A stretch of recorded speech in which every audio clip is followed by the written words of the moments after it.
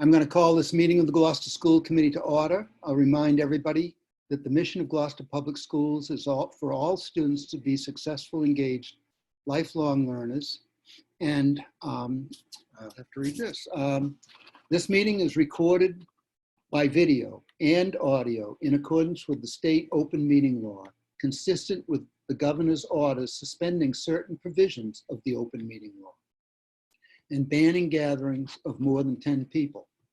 This meeting will be conducted by remote participation. If you are calling in on a phone, you can press *9 to request to speak. If you're watching on a computer or a device, there is a raise hand button that you can tap or press to request to speak. Please use either of these options during oral communications to be recognized to speak. And Maria, we'll need a roll call of attendance roll call. Chairman Pope. Here. Ms. Prince. Here. Mayor Taken. Not present. Ms. Watson. Here. Ms. Weisman. Here. Kathy Clancy. Here. Mr. Favazza. Here. All right, tonight we are concluding our first round of interviews, and we have Laurie Gallivan coming on. At the conclusion of this interview, we will have a discussion about how we're going to proceed from here. So we'll take that up when we get there. I guess we're ready to go, Dorothy. Unless you have something to say. I will send my text. Okay, the text is sent. Okay. So we'll just give her a few minutes to connect and we should be good to go. You're in the mountains today. I wish. I'm actually in a fjord in Norway. Ah, that's good. Good spot.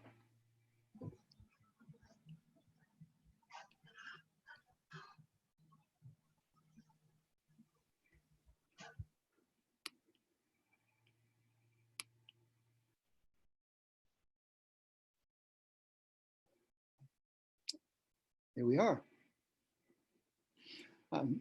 Good afternoon, Ms. Gallivan. Welcome to Gloucester virtually, and we're here to conduct an interview. We'll start by introducing ourselves. My name is Jonathan Pope, and I'm the chair of the school committee. Nice to meet you, Jonathan. Melissa? Hi, welcome to our interview tonight. My name is Melissa Texera-Prince. I'm vice chair of the school committee. Nice to meet you, Melissa. Laura? Hi there. I'm Laura Weeson. I'm the secretary of the school committee, and welcome to Gloucester. Thank you. Nice to meet you, Laura. Kathy? Hi, good evening. I'm Kathy Clancy. Nice to meet you. Nice to meet you, Kathy. Joel? Hi, nice to meet you. I'm Joel. Hi, Joel. I want to be where you are. And Samantha? Sorry. Hi there. Nice to meet you. I'm Samantha Watson. Hi, Samantha. Nice to meet you all. Okay, so we're going to proceed. We'll give you a bit of an opportunity to make an opening statement. Then we have about 12 questions. Mayor Safafia Taken is also on the school committee, and she's not here right now, but she more than likely will show up at some point, and we'll let you know when that happens. We have, as I said, 12 questions, and then we will have a chance to wrap it up. This is our 5th interview this week. We are going to have, after this meeting, we're going to have a discussion about how to proceed. We may or we may not make a decision on cutting the field down. We will not be making a decision right away to cut it to 1. If we do, we'll may go to 2 or 3 is what I think will happen, but Great. I won't know what's going to happen until we start trying to do it. Okay. So the floor is yours. Thank you. Well, I did want to start out by saying something tonight. In the interest of full disclosure, I wanted to make the point that I logged into your meeting Monday night with the candidates with the continued interest of doing my research. After talking with Dorothy, I got a better handle on your process, and I halted that. But I just wanted to put it out there because my integrity is really important to me, so I wanted it to be out there and up front. So just wanted to start with that. Thank you. So, I have to tell you, I've known that Dr. Sapphire was retiring, or much longer than the position was actually posted, and I've been interested in following what's been going on in Gloucester since. But I've lived and worked as either a teacher or an administrator on the North Shore for the last 23 years, and it's become my home. I grew up in Western Mass, but I've chosen to make the North Shore my home, and for the last 6 years, I've been a member of the North Shore Superintendent's Roundtable and the Mass Association of School Superintendents. I also serve as the delegate from the North Shore Superintendent's Roundtable to the Superintendents Association's Professional Development Committee. So it allows me to really be involved with what it is that superintendents across the Commonwealth are looking for in the realm of professional development for themselves. So I get to hear it firsthand from them. We are responsible for scheduling all of the professional development throughout the school years, as well as putting on the Summer Institute. And I'm sure you've heard from Dr. Sapphire in the past that North Shore Superintendent's Roundtable has an amazing reputation. We work very closely with the North Shore delegation to the legislature. We had another call with all of them this morning. It's just an amazing group of people. And I can't think of another group of people that I would want to work with or have as colleagues going forward as a superintendent. And that's a really big reason that I feel that it's so important. North Shore and Gloucester, it's such a great city. When I first started looking at the possibility and I read your profile, I thought, wow, I think I would be a great fit for Gloucester. But it wasn't until I started actually watching some of your meetings and seeing the amount of passion that people bring to the table when you're fighting for your kids and fight for your community. And I just couldn't be more proud to be able to join an organization like that. And I'm really, I want people to know that I'm not looking for a next step. I'm looking for an end step, right? I'm looking to go somewhere where I have an opportunity to stick around for a while, and I have an opportunity to see progress and see change and be a part of something great. So I hope you will consider me for the position.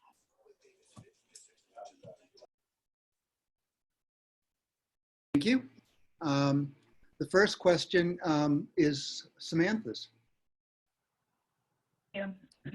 So Lori, what are the core values that drive you as an educator, and what core values would you want to see in the staff you hire?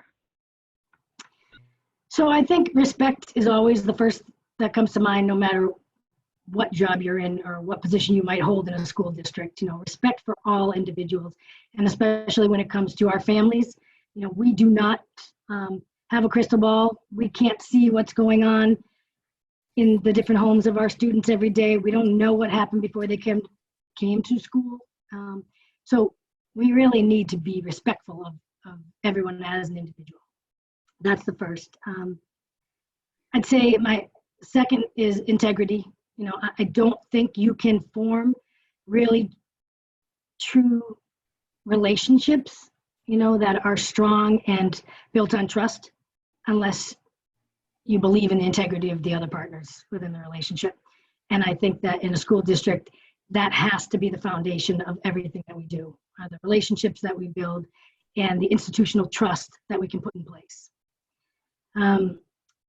Third, it's got to be just that unwavering belief that every child can learn. We can't ever go away from that in education. We have to keep striving for that.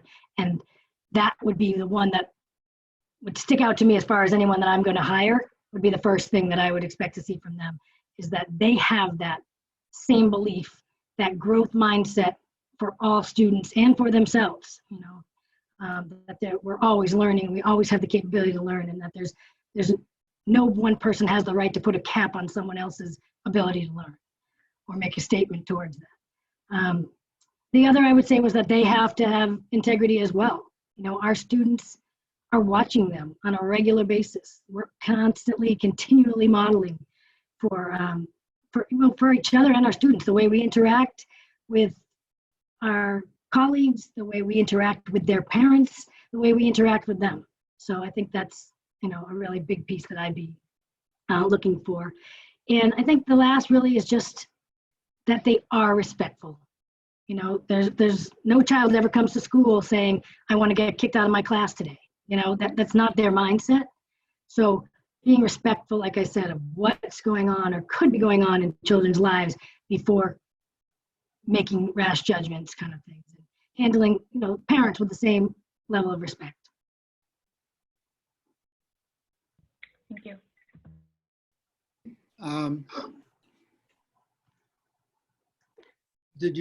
Joel, did you?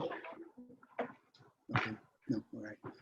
Maya Taken has arrived, and the next question is hers, if you'd like to ask it.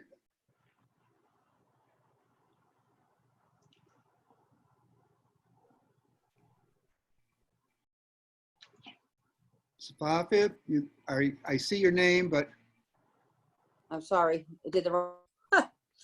Well, actually, there, I know. Well, actually, there are two parts. First of all, what is the most difficult thing as a leader that you had to do, knowing that no one else would like, that you had to do? Just one thing?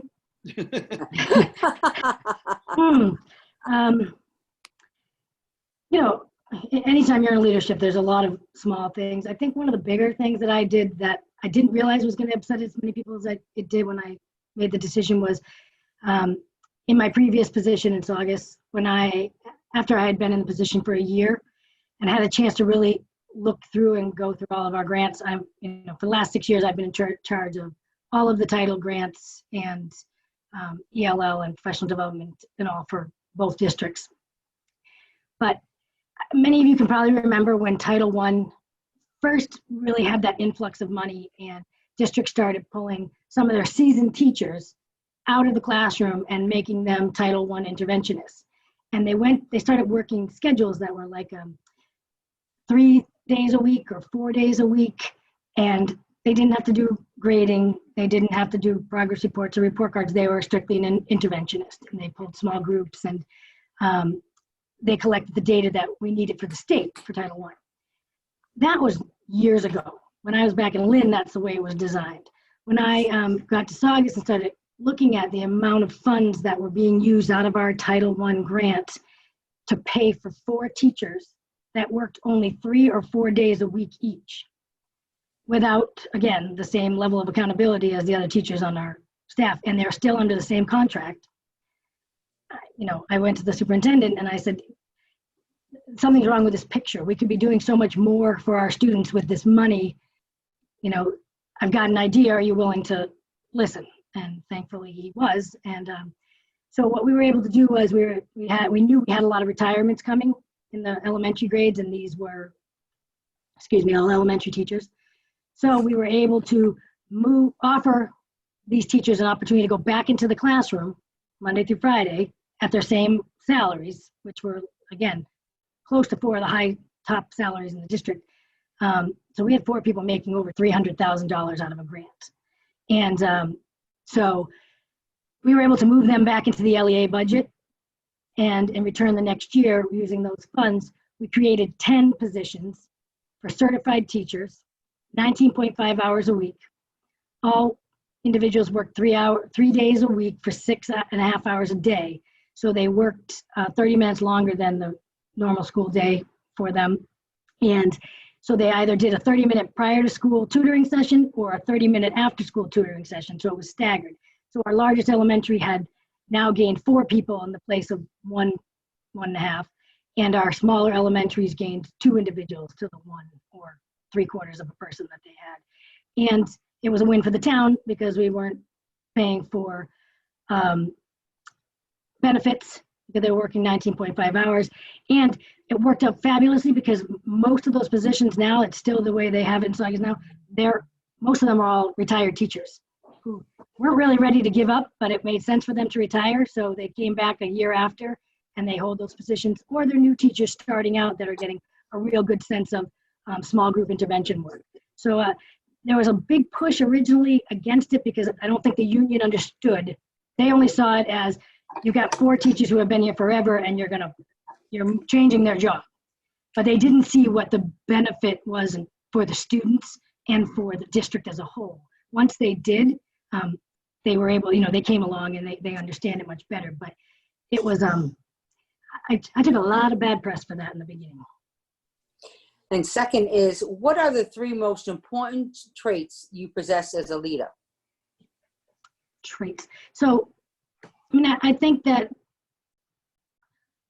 one trait, it has to be the fact that I'm approachable, that I am accessible. I'm in the buildings all the time. I instituted walkthroughs with the executive director of special education these last 2 years. So we do regular walkthroughs weekly. If the principal's available to join us, they will. If they're not, sometimes one of their assistants will join us. And I think that it's the fact that, I'm in the classrooms and the teachers know that and they see that. And when I see something that doesn't make sense, I go back to the principal and I say,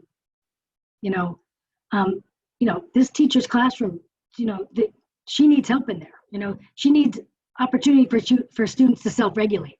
Let me get her some materials. And then okay, great. So then we go back and, I talk to the special ed director. We make sure if there's something people need, we find a way to get it, So they know that I'm there. They know that they can ask me anything when I'm walking through the hall. There's no sense of them not being able to come to me with an issue or even a suggestion. So I think that's one of the biggest ones. I think another trait would be that, I'm pretty authentic. I'm pretty true to myself. This is who I am. If you ask me something and I give you an answer and you turn the corner and I'm talking to somebody from, a different district, or I'm talking for somebody from the community, my answer is not going to change. I'm authentic, I'm true to myself, and I believe that the people that I work with know that. So I think that's really important. And the last trait I would say that I think I use, and I don't even know really how to qualify it, but I guess I'd say that I'm human in my decision making and in my reasoning. And I say that because, compassion comes into play when you're talking about people and scenarios and issues. There's no black and white in education anymore. Everything has to be handled on a case-by-case basis. So I think that the first place I go to when I'm asked a question about something is kind of that human side. Like, okay, emotionally, what's this going to do to the person that is on the other end of this kind of thing. And then I go back and, replay it through my mind and say, all right, legally, what can I do? How does this affect the union? How does this affect the budget? I play all those other steps out backwards, but the first place I go is the human place. And I think that that's a trait that's really necessary to lead in today's cultural climate. Great, thank you very much. Thank you. Joel, you have the next question. Thank you. And so this question can be answered either based on the research you've done relating to our district in particular, or just in relation to the challenges that are facing most districts in the Commonwealth. And the question is, what is the largest or biggest challenge facing our district that you can move to solve swiftly? And what is the largest issue facing our district that will take the longest to overcome? So I've done a lot of research on what's going on in Gloucester right now. And I would say this first one pertains to both, and that's the response to the COVID-19 and the planning process. So there are going to be some pieces that need to be put in place swiftly, because I don't think we're going to get the information we need in order to do it until later into the game of the summer, late June or so. So That's going to take a real team effort from police and fire and the mayor and her team and the community and school committee and all the administrators in the district and the teachers. I mean, it's going to involve everybody to put something in place quickly if we're able to return or return in a hybrid form, or, you know, with any luck, have some type of soft opening opportunity during the summer, which would be really nice. So I think that there are elements of that that are going to be able to be done swiftly and need to be, but then there's that long-term effect of this, you know, awful time for all of us and for our students, and that's going to have to be really looked at deeply. We know that the achievement gaps that already existed are just being widened, and we're going to have to be very well prepared going forward over the next couple of years to try and hone in on how we can alleviate that. So I think that one fits both.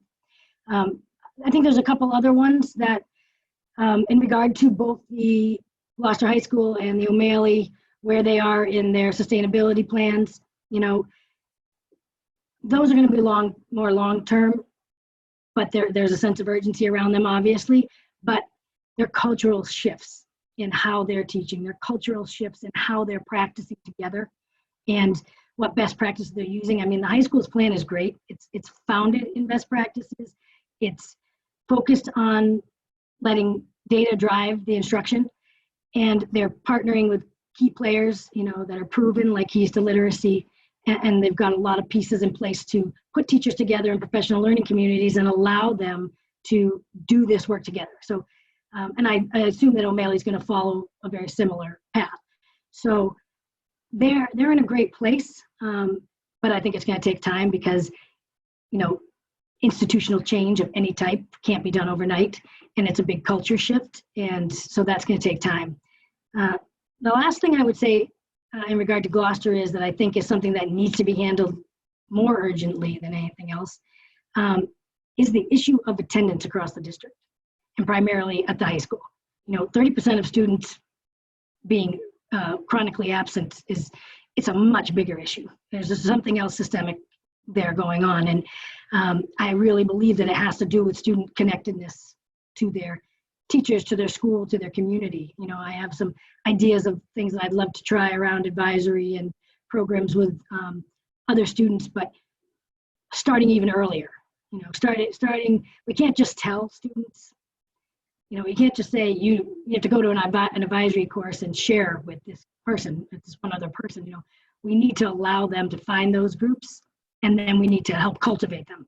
So I have some ideas on that, but you know, I think that's an issue that's going to still take long-term work, especially at the elementaries, because, you know, we have to really continue to talk and get it out to the parents how important it is, because we know that these students at the younger grades are not the ones responsible for whether they're getting to school on time. So, but I see that as, again, an issue that needs to be handled in a swift manner, but also is going to take some time to work through. Thank you. Okay. Kathy, you have the next question. I actually have a follow-up, if that's okay. Is that okay? Okay. So you mentioned those sustainability plans requiring a cultural shift. Have you had any experience in addressing challenges like that? Yeah. Well, when I was in Saugus, we had gone through a school works review, much like your schools have. I worked with the District Accountability Center at the same time. Marianne Jackman was the same one who ran our organizational group in Saugus. We worked with them for a few years. So, you know, the hardest part was, and you know, I preface this with my time in Saugus, I worked for 6 different superintendents in 7 years. So even if some of them were for a very short period of time, it was a very tumultuous time. So it was difficult. We'd get some momentum going around some of these plans, and then somebody else would come in, and then things would shift again. So it's a big reason why, you know, when I first thought about making the move to become a superintendent, I knew that I didn't want to come in somewhere run out in 3 years. I want to be able to come in somewhere and finally get a chance to see the fruits of your labor and watch things unfold. So we did go through the school works process. We have done some, major institutional directives and changes, working with instructional leadership teams, driving PLCs in the district, instituting RTI and intervention time daily in every school in the elementaries every day. So we did take some of the initiatives and suggestions that came out of our schoolworks findings. And I continue to do a lot of those things now because it really is a great tool, that evaluation. So I use a lot of pieces of that tool in my own thinking when I'm working with groups of teachers. So yes, I've had experience working with kind of the turnaround plans. Unfortunately, I've just never really been able to see one followed through the way it should be. Okay, thank you. Next question is, what is your view of the role of the superintendent vis-a-vis the district's chief financial officer? In other words, how do you build a budget, monitor district's finances, and develop a good reporting system? So, I mean, the development of a budget generally starts with having a deep understanding of what the district's core values are. What are we looking to do? And normally that would be through looking at the 5-year strategic plan. So I know that you had one that recently expired a couple of years ago, but I've gone through your district improvement plan and I see that there are, strategic objectives that headline it, which, I think that's great. Those focus on data, the focus on coherence and unification, meeting all students, and building that professional culture. Those are huge, huge pieces that have to drive that budget. So you have to start with the foundation of what those core values are. So I would look to those as the core values of Gloucester right now. And I would go through the budget to take a real close look. I don't remember which politician said it first or who said it last, but I just always remember the quote, "Show me your budget and I'll show you your values." So that's kind of the eye I would use to go through the budget. I would also, plan to work very closely with Mr. Do you say it Frisch? Is that how you say it? Mr. Frisch, to work closely with him and really dig into the budget and go through line by line. I'd want to know, what's coming out of the LEA and what's coming out of the, almost 1.7 million that you're getting in grants each year, how many positions salaried, how much professional development is the district itself supporting and how much is relying on grants, because if that's going to be a core value, it needs to be in the LEA budget. It can't be something that has the possibility of being cut down the line. So that LEA budget really needs to drive your core values. And from time to time, yes, you have to move things in and out of grants in order to sustain what's necessary to provide for all students. But I would really be looking deep into those areas primarily. And then I know I've seen some of your budget documents that have been on Munis forms. So do you use Munis for your reporting? Yes, we do. So I'm familiar with the Munis system. We had that in Saugus as well. So the one thing I would want to know, and I don't know if any of you know the answer to this, but whether or not your superintendent is the last stop on the improver list in Munis before purchase orders are processed, before going back to Mr. Fresh. Do you know if that's the case? Purchase orders? When they put their purchase, do they put their purchase orders through Munis? I believe they do. So I would want to be the last stop. When the different department heads put in a purchase order, I want to make sure that it comes to my desk before it gets sent to Mr. Frisch for final processing, so that I know where everything's going and I know how it's going out and who it's going to. I don't want to have to sit with a pile of papers before each, at the end of each week and thumb through to see what the warrants say or anything. I would want to know and be able to stop and send a note to a principal and say, why are we spending this much money on this? And then they say, blah, blah, blah. Perfect, great. thank you for letting me know that, you know. So I would want to be involved in that process if it's the same process that we used to have in Saugus. But I think that's how you get to know and understand a budget. Last year, Lisa Howard, my superintendent, and I, we took it to the bare bones and did a zero-based budget because she had come in a year prior at a time where things were really up in the air and we needed to know where everything was. And it was very informative, but I don't believe that it's something that's necessary to do if there's transparency in the budget that you have now. So it would be, you know, looking at it, speaking with school committee members and community members and Mr. Frisch, and understanding how transparent is it.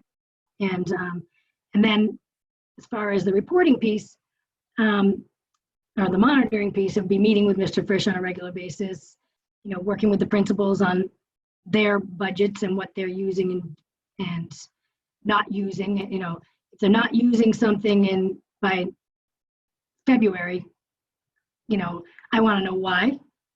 You know, why was it in the budget to begin with, or did something change? Is there a reason that we don't need it anymore, or should it be reallocated to something else? You know, the last thing I want to do is see things get carried over year to year just for the sake of carrying them over. And then as far as reporting back out to you, do you get, I assume when Mr. Frisch comes to school committee, he reports out to you on a biweekly basis, and then you get copies of his reports? We meet monthly and look at how the spending is against the budget. So if, you know, my plan would be speaking with you, speaking with, you know, community. Is this working? Is it giving you the data that you need? Is it clear? Is it transparent for you? Because the budget is under your control. You're the ones that need to really know and understand where everything is. So, and if it wasn't, then I would say we'd look to investigate options for beefing it up a little bit. But other than that, I would say if you have a program and a process that's working now, I'd probably be looking to stick with that. Okay. Thank you. Melissa, you have the next question. I do. Hold on. Hold on. So my question is about relationships with school committees. The roles and responsibilities of school committees and superintendents are sometimes clear and sometimes ambiguous. For example, budget approval versus budget implementation, or personnel policy and finance versus personnel administration, or even dealing with parents and teachers with concerns or complaints. Can you describe some situations where these roles and responsibilities have challenged you and how you would work to address them were you to be our superintendent? Yeah, so, I mean, I think the largest issue that I've come into a few times was issues of when we've had parents within the district who are teachers in other districts, and they don't particularly care for the curriculum or the program that's being used in their child's grade, and then they've gone to a school committee member and said, you know, my district looked at this and we found it not to be acceptable or something along those terms, and then you know, school committee member would reach out. It's those are the most often issues that come up, or very often that when a parent will reach out to a school committee member and say, you know, they don't like the way a principal is handling the situation with their child, you know. And I think what's more important in all of it is the fact that school committee and superintendent have a good working relationship and understand the school governance piece, everybody knowing what their role is and what the boundaries are, and having kind of that common reply. So if someone came to me over an issue of policy, I would say, you know, that's not my wheelhouse. That's a discussion for school committee. I'm happy to bring it to their attention for you, you know, which is what I would hope school committee members would say if someone came with an issue about a principal. You know, I'd hope they'd say, you know, have you reached out directly to the principal yet? I think that would be your best line of action. And if not, I would suggest reaching out to the superintendent. You know, so I think as long as everyone has those conversations, I think they're going to continue to blur. And as things are going to get more difficult over the next couple of years with budgets, we may run into it even more often. So I think it's just having a real open, honest dialogue between superintendent and school committee and saying, how do you want me to handle this if a parent comes to me on this issue?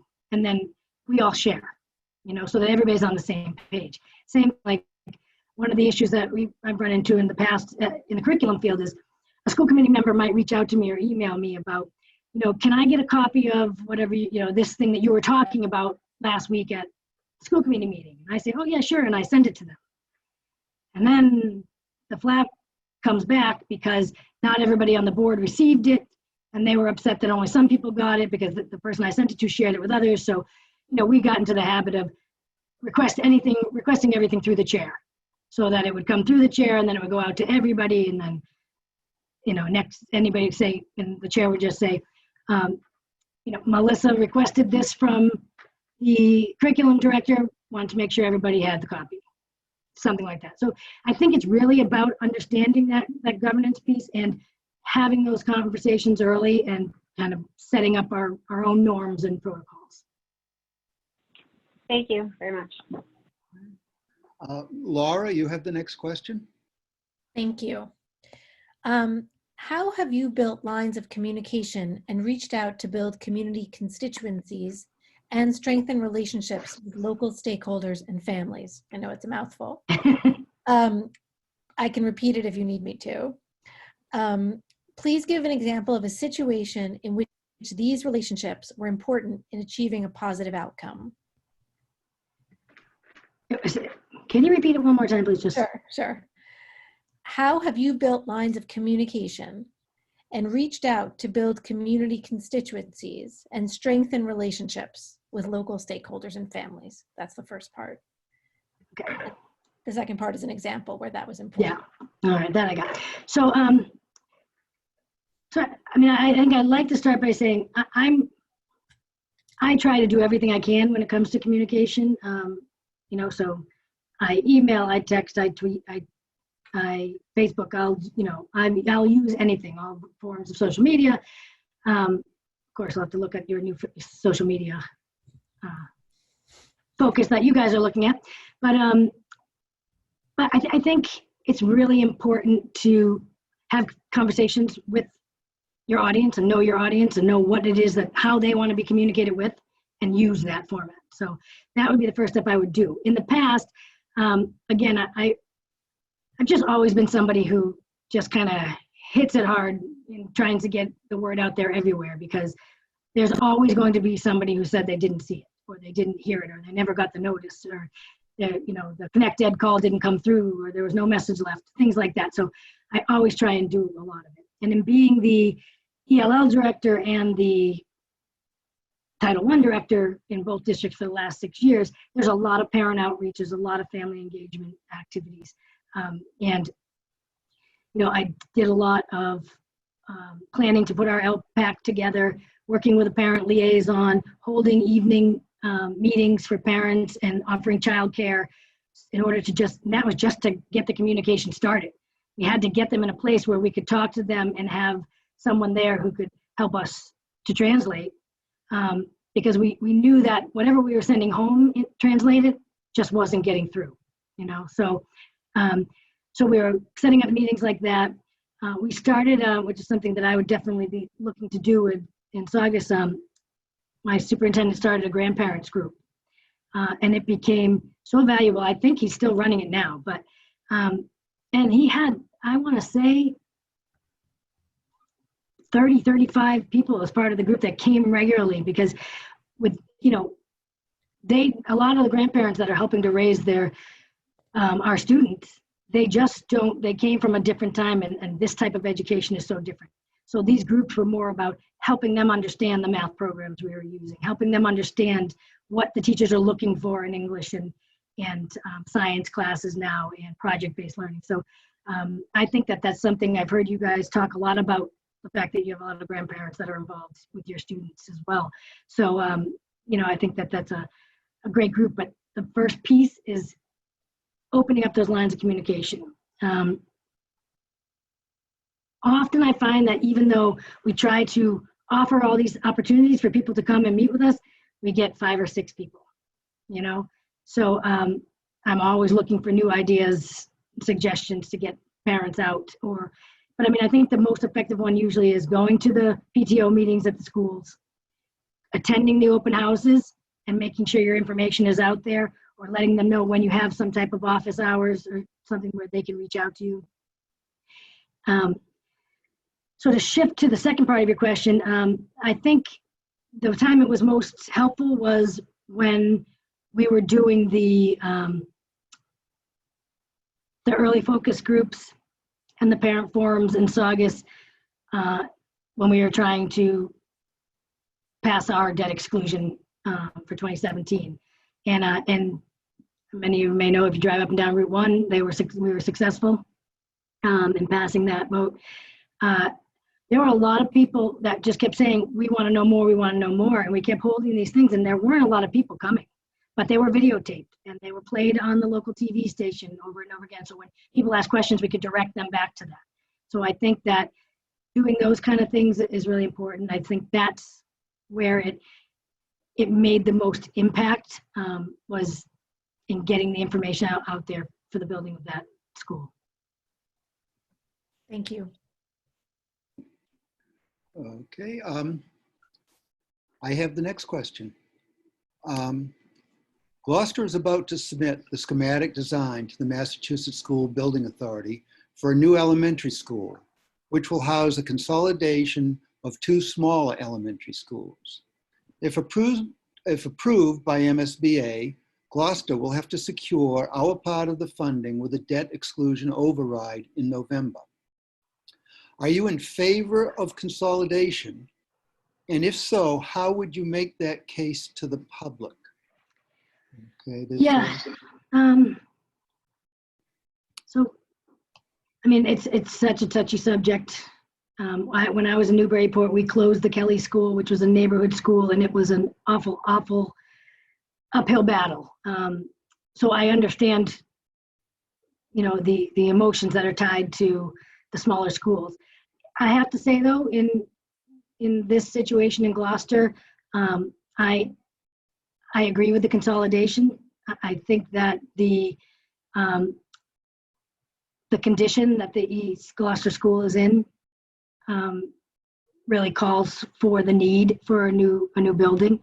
I think that what people need to understand, and I guess what one of the biggest points that one of the things I think I would take to the people in the community would be some of the positives around, you know, the more classrooms of the same grade you have in the same building, the better chance you have to deliver a guaranteed viable curriculum from classroom to classroom. You know, it's still not necessarily going to be at that point, because we're still going to have 3 buildings of elementary students. So having one principal or one set of administrators who are looking for and evaluating and observing the same expectations around curriculum delivery is really important. And that's why principals really need to be on the same page at that level. And it's a great chance to do more of that. It's also, you know, it's an opportunity to look at the funds that will be saved in the long run, having the one building, and what can we do to better support our students using those funds. And also, you know, it's for the community purpose, it's, you know, it's less of a lift on the capital program for the city. You know, you've got less things to take on around another building and another facility that could turn into capital projects. And I think, you know, I'd clearly have to dig in more and learn more about all the different elements of each of those buildings. But I think the biggest piece is going to the people, having the conversations, letting them be heard, trying to take some of the things that they're afraid of or that they're fearful of losing, and find ways to build them into this new school, this new culture, and this new climate. Thank you. Kathy, you have the next question. Okay. Across the different levels of the district, describe how you will know whether professional development programs and initiatives have affected the knowledge, skills, and practices of educators in the district. Well, I mean, obviously by being in classrooms is first and foremost, you know, talking to the teachers, finding out from, you know, Mr. Bach, what he's getting back as far as surveys. I would assume he's surveying his teachers around professional development. But I think the biggest is always being in the classrooms. But, you know, our student activity, hearing from families, student results, seeing more project-based learning, talking to kids, you know, we're going to see those changes that we're asking to be initiated in their kids, you know, so, and in what they produce. So I think that the best way to do it is to be among them as much as possible. And, you know, and I'm a big proponent of meeting regularly with grade level teams. So I like to do it like once every 6 weeks or so, hopefully somewhere around their data cycle, if they're looking at data and using data to drive their instruction forward, and checking in, you know. So I'd like to do that with the principal. And that way I know that the principals are having these conversations with the teachers. But then I feel like I'm in a better point when I'm walking around their buildings and I'm in their classrooms. I don't have to stop and interrupt a teacher because I was at a planning meeting and I know what they're looking at or what they're doing or which level of professional development this is focusing on. And you know, we clearly need to be reviewing all forms of professional development, because if something is not being carried forward, if it's not being brought out, then it needs to be evaluated. And if it's not happening because the teachers don't like it or they don't think it's effective or they don't think it's showing the data that it should, then we should be moving on and finding something that does.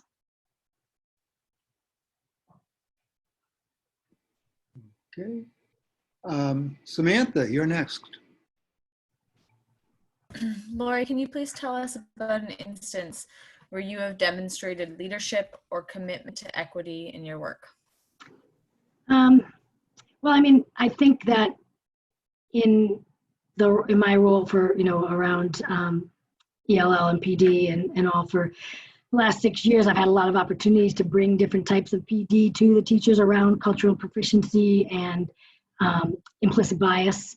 You know, so I've been able to offer those opportunities for teachers or to send them out to some of them, depending on which type of professional development it was.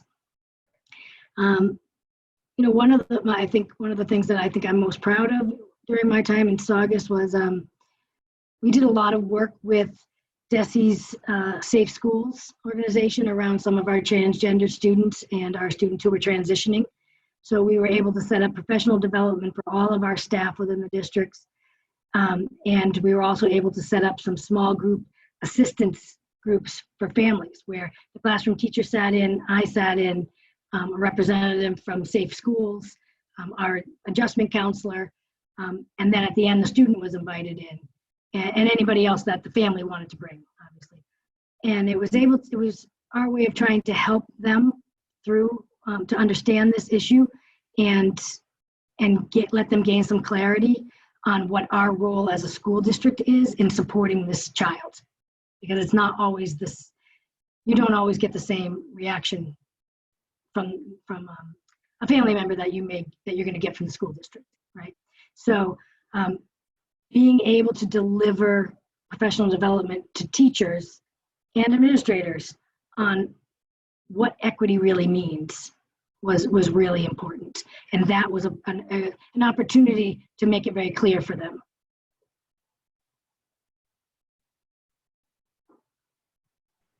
Thank you.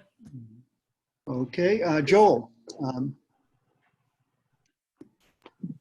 Thank you.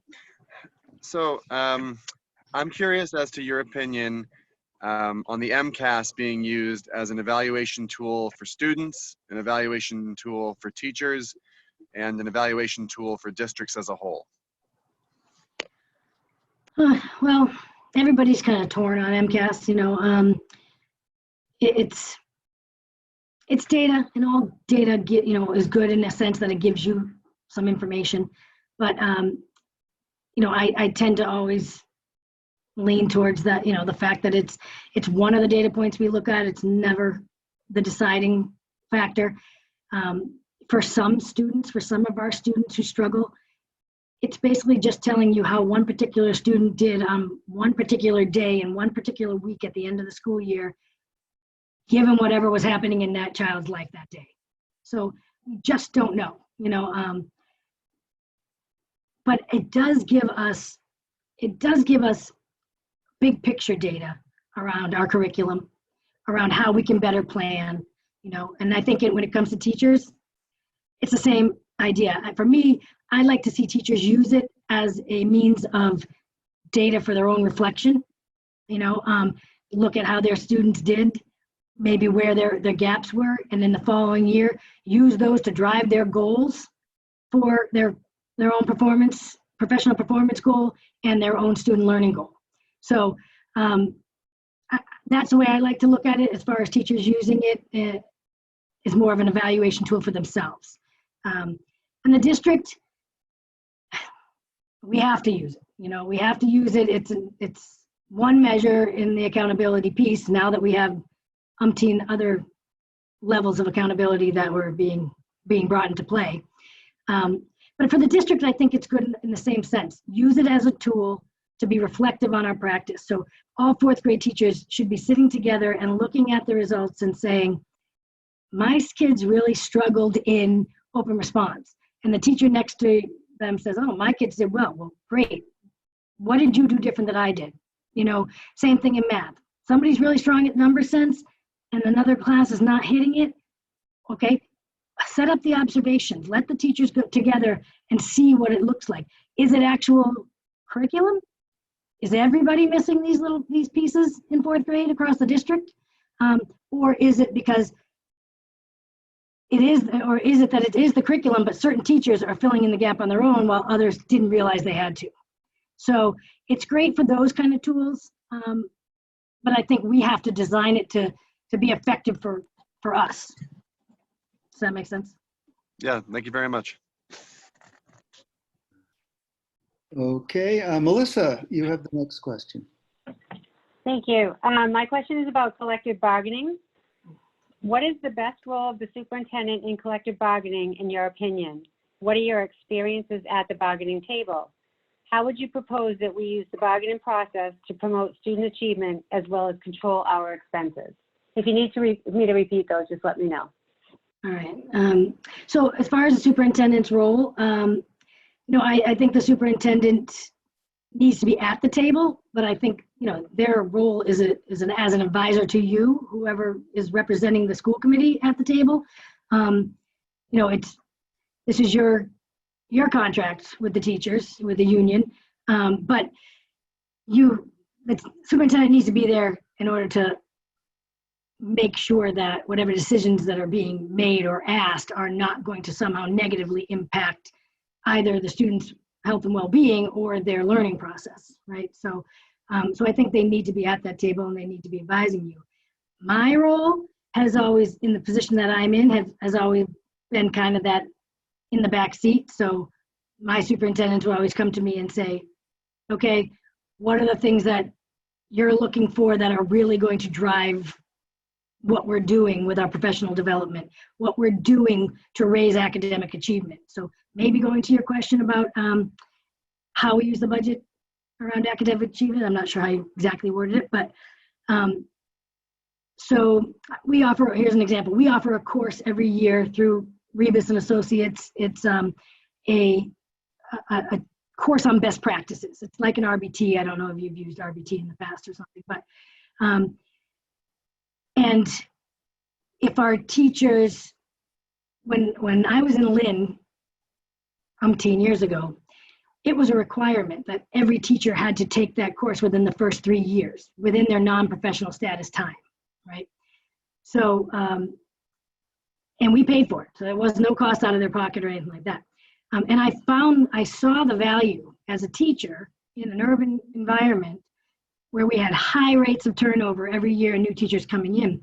I saw that value in everyone starting from the same point with the same foundation in best practices and in delivery. And then you had this tool and you had this book. So I've really been trying to drive that into future districts. So, you know, I'm still working on that in Winthrop, but so that's kind of my role from behind the scenes, is giving the superintendent opportunities like this that will drive instruction, and it will strengthen what we're doing for students through the bargaining process, if that can be worked in somewhere where it becomes, you know, a part of their contract. Did I hit all of them? Yes, you did. Thank you very much for your response. Okay, Laura, you have the final question. Thank you. We know all kids can learn, but not all do learn. To what extent is their ability to learn and our ability to serve them a function of curriculum and good classroom instruction, and/or a function of good finances or emotional support?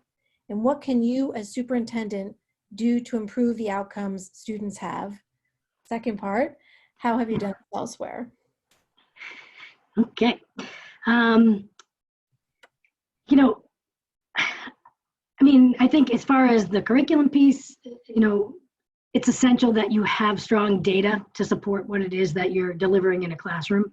So I think that element of it needs to be, you need to be able to qualify what it is that you're delivering. So I think that on that piece, I wonder about the finance piece. You know, right now we're facing a really difficult next year or two, right? And I don't necessarily think that it's going to drive what we can do, but it may drive what we want to do, right?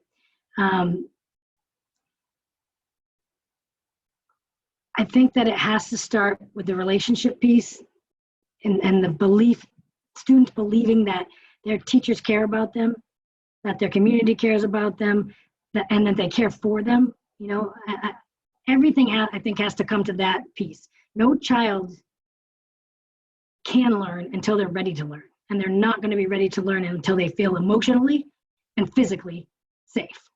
And we're embarking on a time that, you know, I'm fearful of, you know, because we know, as I said earlier, that all these gaps that are out there have just been widening, and the struggle for all of our students battling anxiety and other mental health issues and other family issues, again, those issues are widening. And, you know, I'm at the point kind of where I'm really afraid. I feel like we really need to re-examine what we're doing as we move forward, because the data now, if you look at some of the reports that have been out there about what happened, for example, after Hurricane Katrina down in New Orleans, that's the kind of stuff that they're comparing this situation to, right? So if we don't change and continue business as usual, you know, we're really risking the fact that, I don't know, I guess I think that failure and mediocrity is going to become the case for too many of our students if we don't really plan ahead and really make sure that their health, their mental well-being, their anxiety, that they're in a good place, you know, before we try to start closing these gaps and covering the educational piece.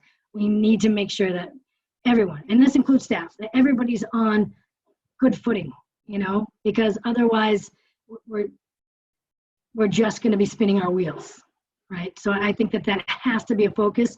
And I would hope to have a special kind of task force that can be put together involving members from the community around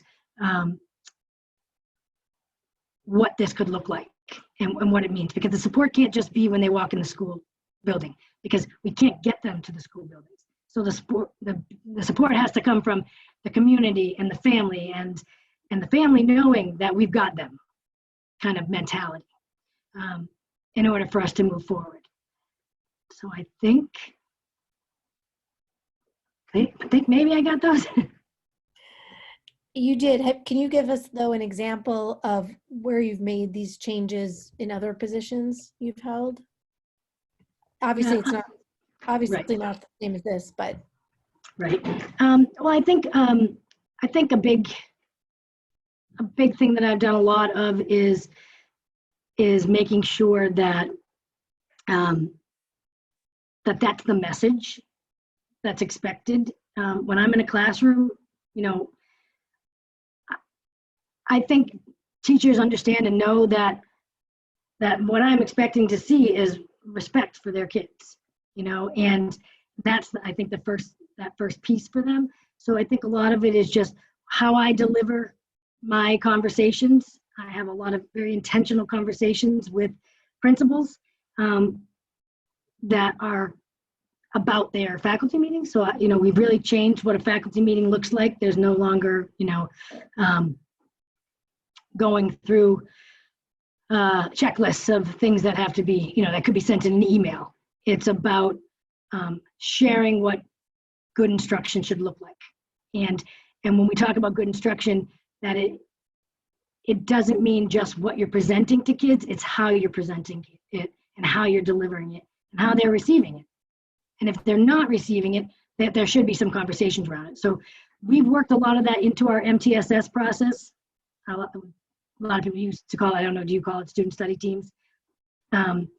So we used to call it that. So we've worked a lot of that into our MTSS process, into our intervention programs and our SEL curriculum that we use. So I think it's a big piece of Winthrop. It has been for the last couple of years, and I only see it as a growing, really growing area for the district. Thank you. All right, we've got a little bit of time. Does anybody have a follow-up question they'd like to ask? I'm not seeing any.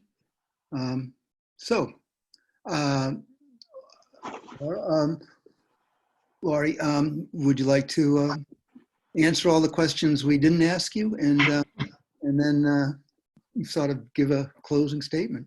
Sure. The one question that I do have for you, and I asked this of the last group, and I'm interested in what your opinion is compared to theirs. In the data that you collected from MASC in your preparation for putting together your superintendent profile, I was really, I don't know the word surprised, but I was caught off guard a little bit by one of the statements that said, when asked whether or not the district should continue the path that it's on, and I'm paraphrasing, continue the path but make some changes, or basically take a different path. Over 50% of the people that responded said that they thought that the next superintendent should go in a different direction. And I feel like after everything I've learned, that the district is really moving forward very positively, academically. You know, the moves and the changes that are being planned and our steps are being put in place to take, I think are on target and seem very positive. So I wondered if maybe you couldn't share with me what you think people meant by that, or what they might have been referring to, why, or what it is, what part of it they think should be taken in a different direction. I'm not sure I can answer that because it was a survey question, and I was surprised at it myself. At least as the results. Maybe somebody else wants to have a better idea. Joel. Yeah, I mean, I think that it's twofold. I think to a degree, a necessary turnaround has kind of happened, but you know, to use the boat metaphor, you know, the school district's a very large ship, and it takes time to turn a ship. And so I think some of the directional changes that people may be thinking are necessary may have actually already been implemented or are in the process of being implemented, but the results from that have not yet, you know, come forward. And so people maybe are not aware that those changes have been made. And then I think there's also just, you know, locally there's, you know, people are kind of upset about the number of, you know, students that we have choice out of the district each year. They're upset with just the fact that, you know, school enrollment goes down and school budget goes up, and it's hard to explain, and justify that. And then people, I think, have this kind of sense that they think something's awry here when they look at those kind of numerical data sets, in their own little vacuum. And that's just kind of, I think, what we probably hear around town, and it's my educated guess as to what we may have been referring to. Anybody want to weigh in on that?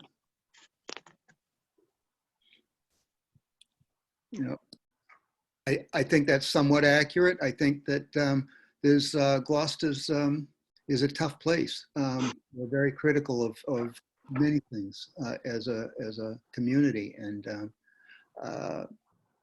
it's to some extent not surprising that people think that change is radical change is easy, and it's not. Samantha.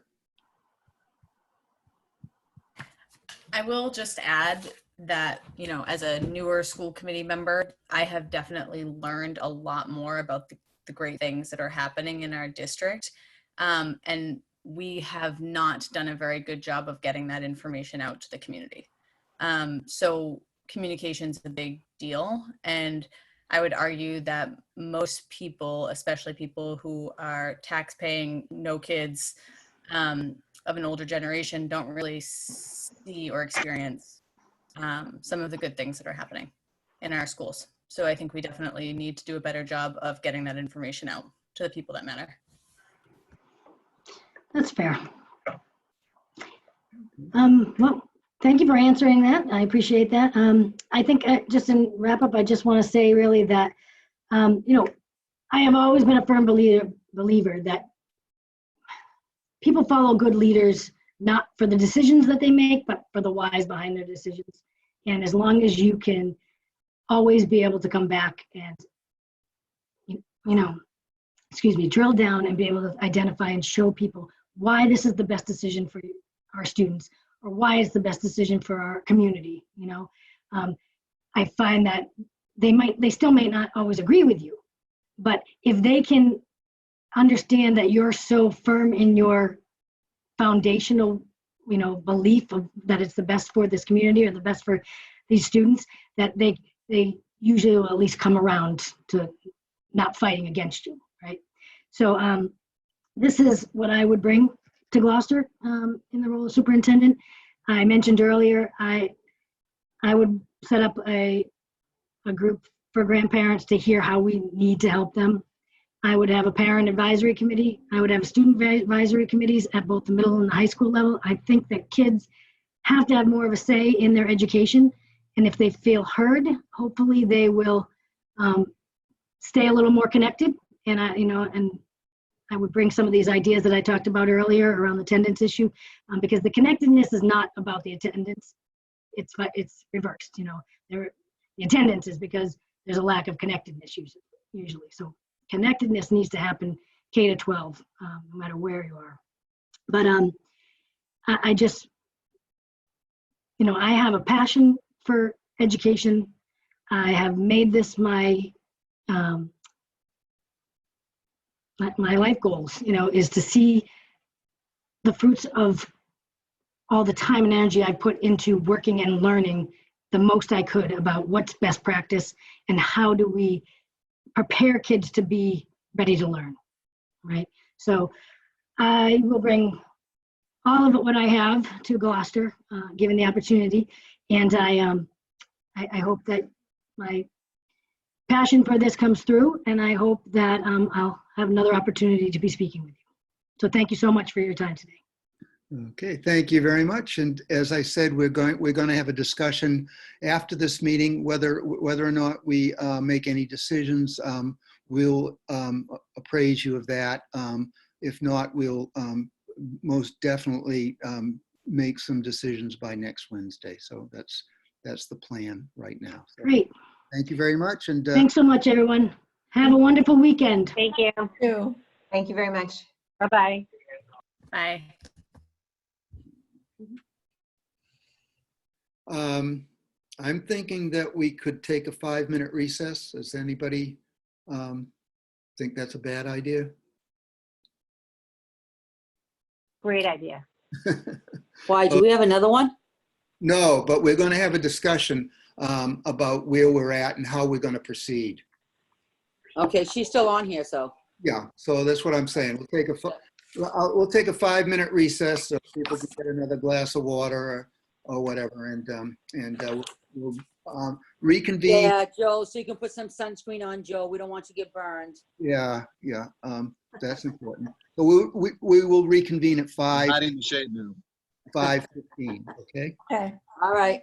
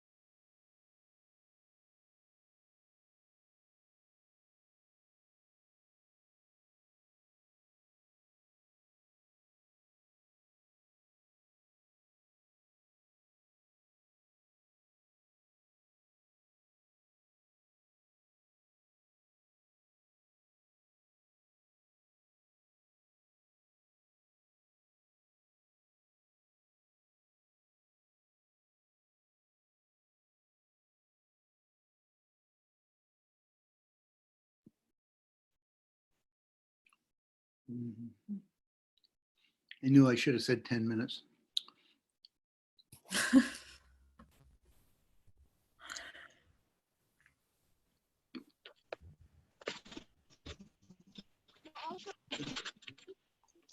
Jonathan, do you want me to set the table at all when we get started? Yeah, that would be fine. I'm going to say a few things, but just about being positive and asking people how they want to proceed, and then I'll ask you what you suggest. Okay. Sounds good.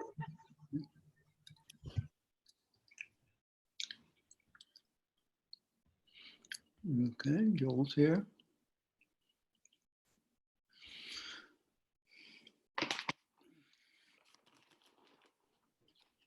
Jonathan, know that I'm here too. I just don't want to be looked at. Let me look at. Okay. No, it's been a long day. Yeah.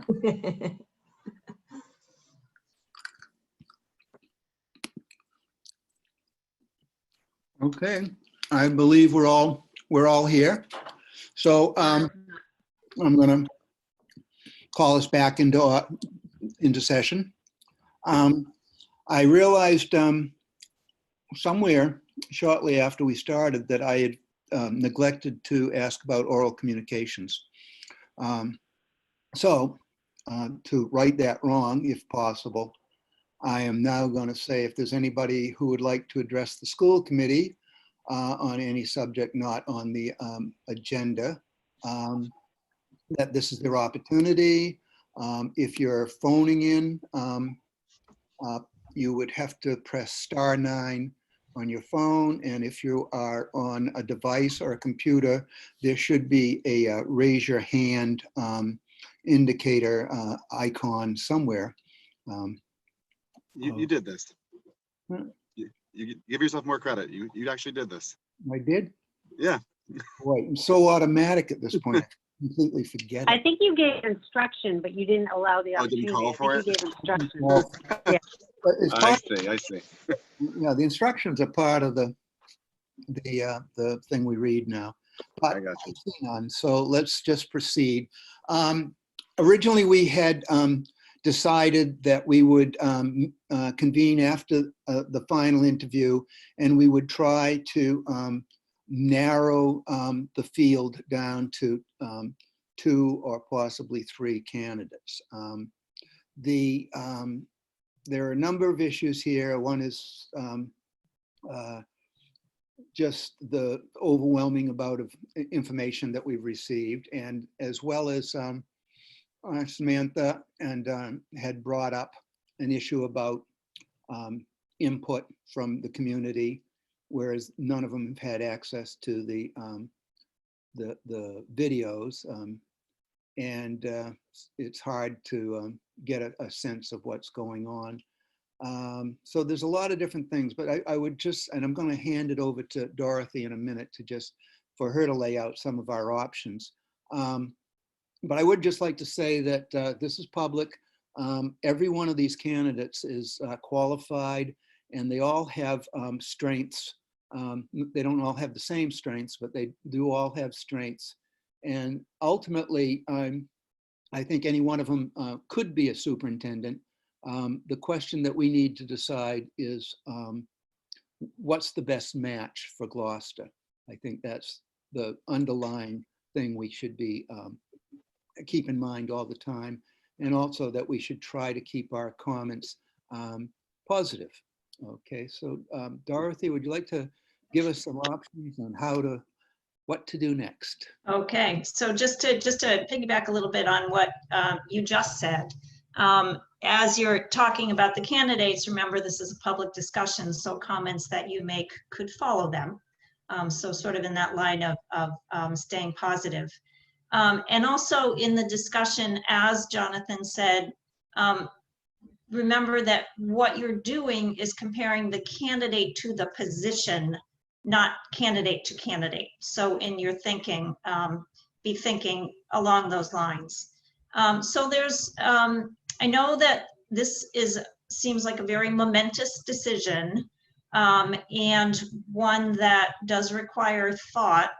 I do want to let you know that one of your candidates, Kurt Lasko, did contact me and let me know that he is under serious consideration for another administrative position. He doesn't know quite the timeline of the decision-making on that. But, you know, just so, you know, in full transparency, you know that there's a little bit of competition out there in thinking about maybe your timeline for making your decision. Every candidate probably left the interview thinking, gosh, I wish I'd said this or that, much as you're probably thinking, gosh, I wish I knew more about the candidates. In this instance, you're not making the decision of who you're selecting finally. You're making a decision of who do you think is has the skills, the attributes, to be further considered to figure out whether or not they're a match for Gloucester. So once you're able to narrow that field a little bit, or whatever you decide, you'll have far more opportunity to dig into going on site visits, getting feedback from the community, from their site visits to the community, where the people who attend those site visits will have a chance to give you feedback. So there's a lot more chance to get feedback at this point if you're feeling like there's people that absolutely rise to the point of you want to know more about them, you think there's a good possibility to be a match, or people you feel like, you know, qualified, but maybe not the best match for Gloucester. That should sort of be guiding your thinking at this point. And, you know, so far as do you decide tonight or do you decide later, I think you do what you feel the most comfortable with. Just know that if by waiting to decide, then you're moving your timeline out a little bit further. Okay. So there's a number of ways we could proceed. We could have a discussion about each candidate and talk about how they might work with Gloucester in all the different areas that we tried to ask questions about. Joel had suggested that we just kind of take our two best candidates and put them forward. I'm not sure that there's any consensus at this point of who the two best candidates are, but I'm open for that discussion as well. And it's been expressed to me that we should be getting some more community input as far as that goes. I don't know how many of you have looked at who's attending these meetings, but basically there are people that have attended all of them, and it's not a huge group, but it is a group of people who seem to have been here for every one of them, and and they're mostly teachers or administrators.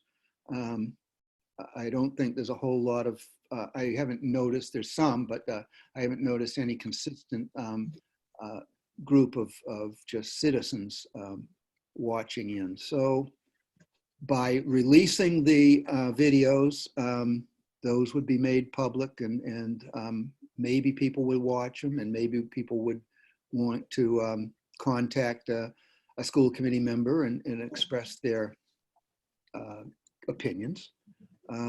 But I'd like to just open the discussion about what do we do next? How do we proceed? Joel? So to the last thing you spoke to about as far as videos being made public, I would think that we would have the ability to narrow, you know, based on, remember these 5 candidates. So first up, I want to say all 5 candidates, like, I wouldn't be sad to have any of them, right? If we anyone that we come to is like, you know, I think the committee below us did a really great job sending these 5 this way. And so that being said, they've already been kind of vetted by community members before they even got to us. And so I would think that we could at least narrow the field to kind of keep ourselves on track. And then when we narrow the field, there's that due diligence period, is my understanding, where we just do site visits and do a little more digging. And that would allow the community also time to then, you know, if they missed the original interview, review the interview for the 2 or 3 that we've narrowed it down to. And if they have further comments on the 2 or 3 we've narrowed it to, they'd have that period of time where we're doing our due diligence to kind of send it toward us. My earlier suggestion in the email about just going and putting names forward as kind of a straw poll is, again, because I just, at this point, I was not looking to have a super deep conversation in a public recorded meeting. Dorothy gave some really great guidance a moment ago about how we're comparing the candidate to the position, not the candidates to each other. And so that makes me a little more comfortable with having to have a discussion either tonight or in the future. But my whole thinking behind that was we may have an idea as to who we want to hear from, and we don't necessarily have to discuss why we want to hear from them versus not hear from others if it turns out that we're sort of aligned, We might not be. It could be split. I don't know. Okay, I have a question for Dorothy, just about the next steps. And obviously we got to do a Zoom interview with the finalists district, and then they've got to do one with us. And then we got to do another interview. And normally, in normal situations, you would, you would send 2 or 3 school committee members to that district, and they would go around and they would meet with the superintendent and teachers and PTOs and the whole range of stakeholders, and vice versa. They would come here. The candidate would come here. My question is, how you've done this, Dorothy? How difficult is that to do to Zoom and? You do it essentially the exact same way, and it's not difficult. In some senses, it's a little bit easier because it's everybody's kind of stuck and more available, and you're not having to travel anyplace. They're not having to travel anyplace. So it's actually worked out surprisingly well to be able to do those visits both ways. Just for those of you who are a little bit newer to the process, the school committee would say to the candidate, these are the people we would like to visit with. And the candidate would set up those visits. And you would also say for their visit to Gloucester, these are the people we'd like the candidate to visit with here. So on the you probably want them to have an opportunity to speak with maybe individually with people on the municipal side that they'd be working closely with, or as a group. You'd probably want them to speak with the administrators, have a visit with faculty, and have an opportunity to have a community, a virtual community meet and greet. And when you have all those, we would do some sort of, in lieu of the piece of paper we would usually hand people when they left, we would have a SurveyMonkey link that you would give the people who participated in those visits, just to give you some simple feedback of what do you see as the strengths of this candidate, what do you see as the challenges this candidate might have in coming into the superintendency here, and why do you think or not think that this person would be a good match for Gloucester. So pretty open-ended, you would get all that feedback as part of the feedback from the community. And then so far as the visits to the candidates district, it's not very often, no matter what world we're living in, the whole school committee is not available. So whoever is available and able to make it would attend those visits and then provide a report out back to the full committee about the visit. Does that answer the questions? Any other questions? Samantha. Perhaps you could speak a little bit to the authenticity of doing these site visits on Zoom. I know that there's no other option, but I guess having a face-to-face conversation that's not public to anybody via Zoom is very different than having somebody come in on a Zoom call. I'm curious what your thoughts are on like how much information you actually gather in that. So I'm not clear on the not public part, because even if you did the visits, they wouldn't be public even if, except for the community one, they wouldn't be public even if you were doing them in the pre-pandemic world. So I guess I'm wondering, are the site visits open to the public? No, the site visits are not open to the public. Gotcha. The one that would be open to the public is the one that's the public site visit. Okay, that Yeah. was really my question. Yeah. Is And I think, you know, it's interesting that some of the feedback about the school committee going to the district of the candidate, some of the feedback has actually been, they've been really good visits. You know, people are, maybe it's because they're more comfortable being in their home rather than coming like to a central location to visit with us or something, but they've been really good conversations that people have had, you know, about the candidate in the district that they're coming from. that's helpful. I thought that they would be open to the public to view, and I was No. worried about the authenticity of somebody sharing their information about working with that candidate. No, they're not. They're just, they're not. Thank you. Laura, you had a question? Yeah, my question is specific to what you told us earlier and our timeline. So Dorothy, you had said that Kurt is a finalist for something else. And just as we're talking about, so if we make our choices on finalists tonight, then we've got at least a week of site visits. I don't know how long that normally takes, but since Monday's a holiday, I'm assuming it'll be through next week.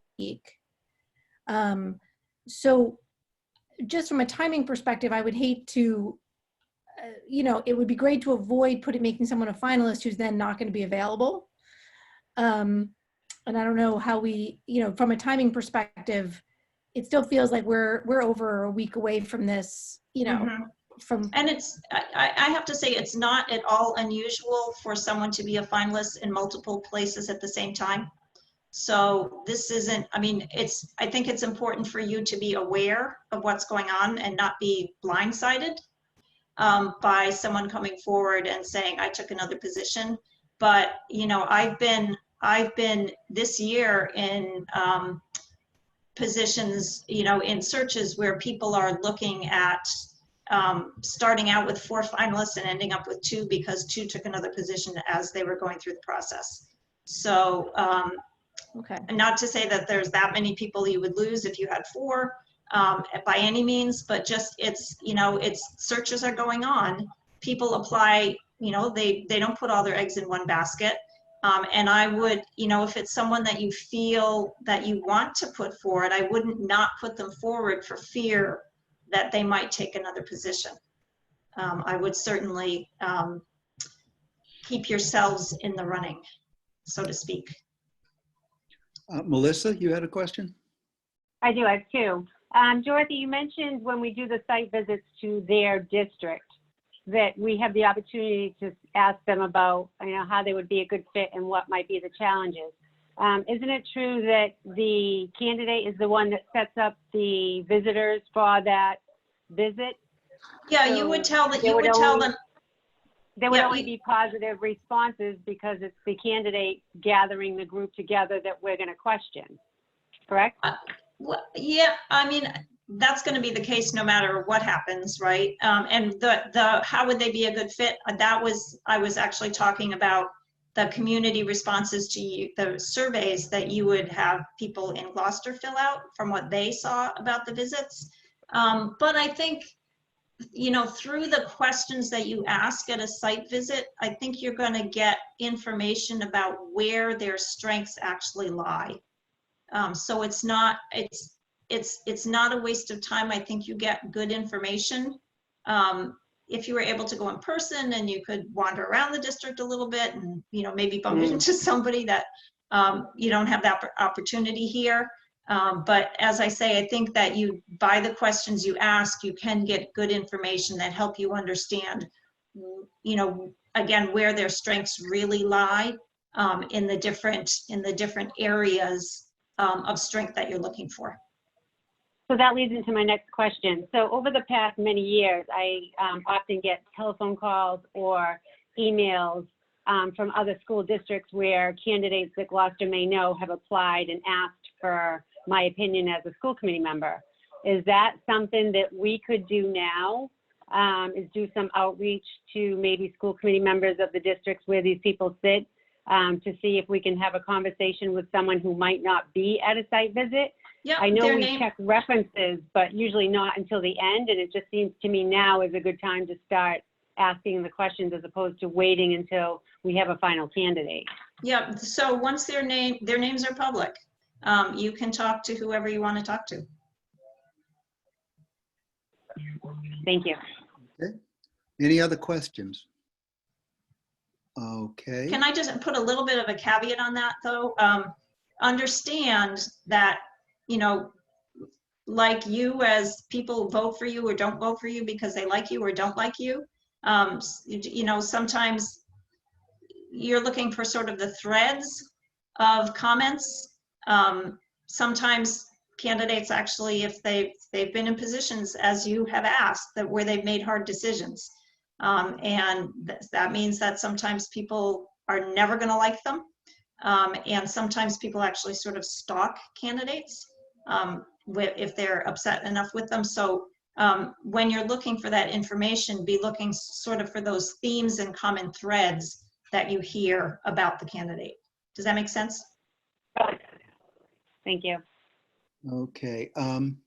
Just so you know, on Kathy's suggestion, I added a discussion item onto next Wednesday's agenda about the superintendent search. So if we don't resolve this and come up with candidates this evening to put forward, we could put it off until Wednesday. It's been posted.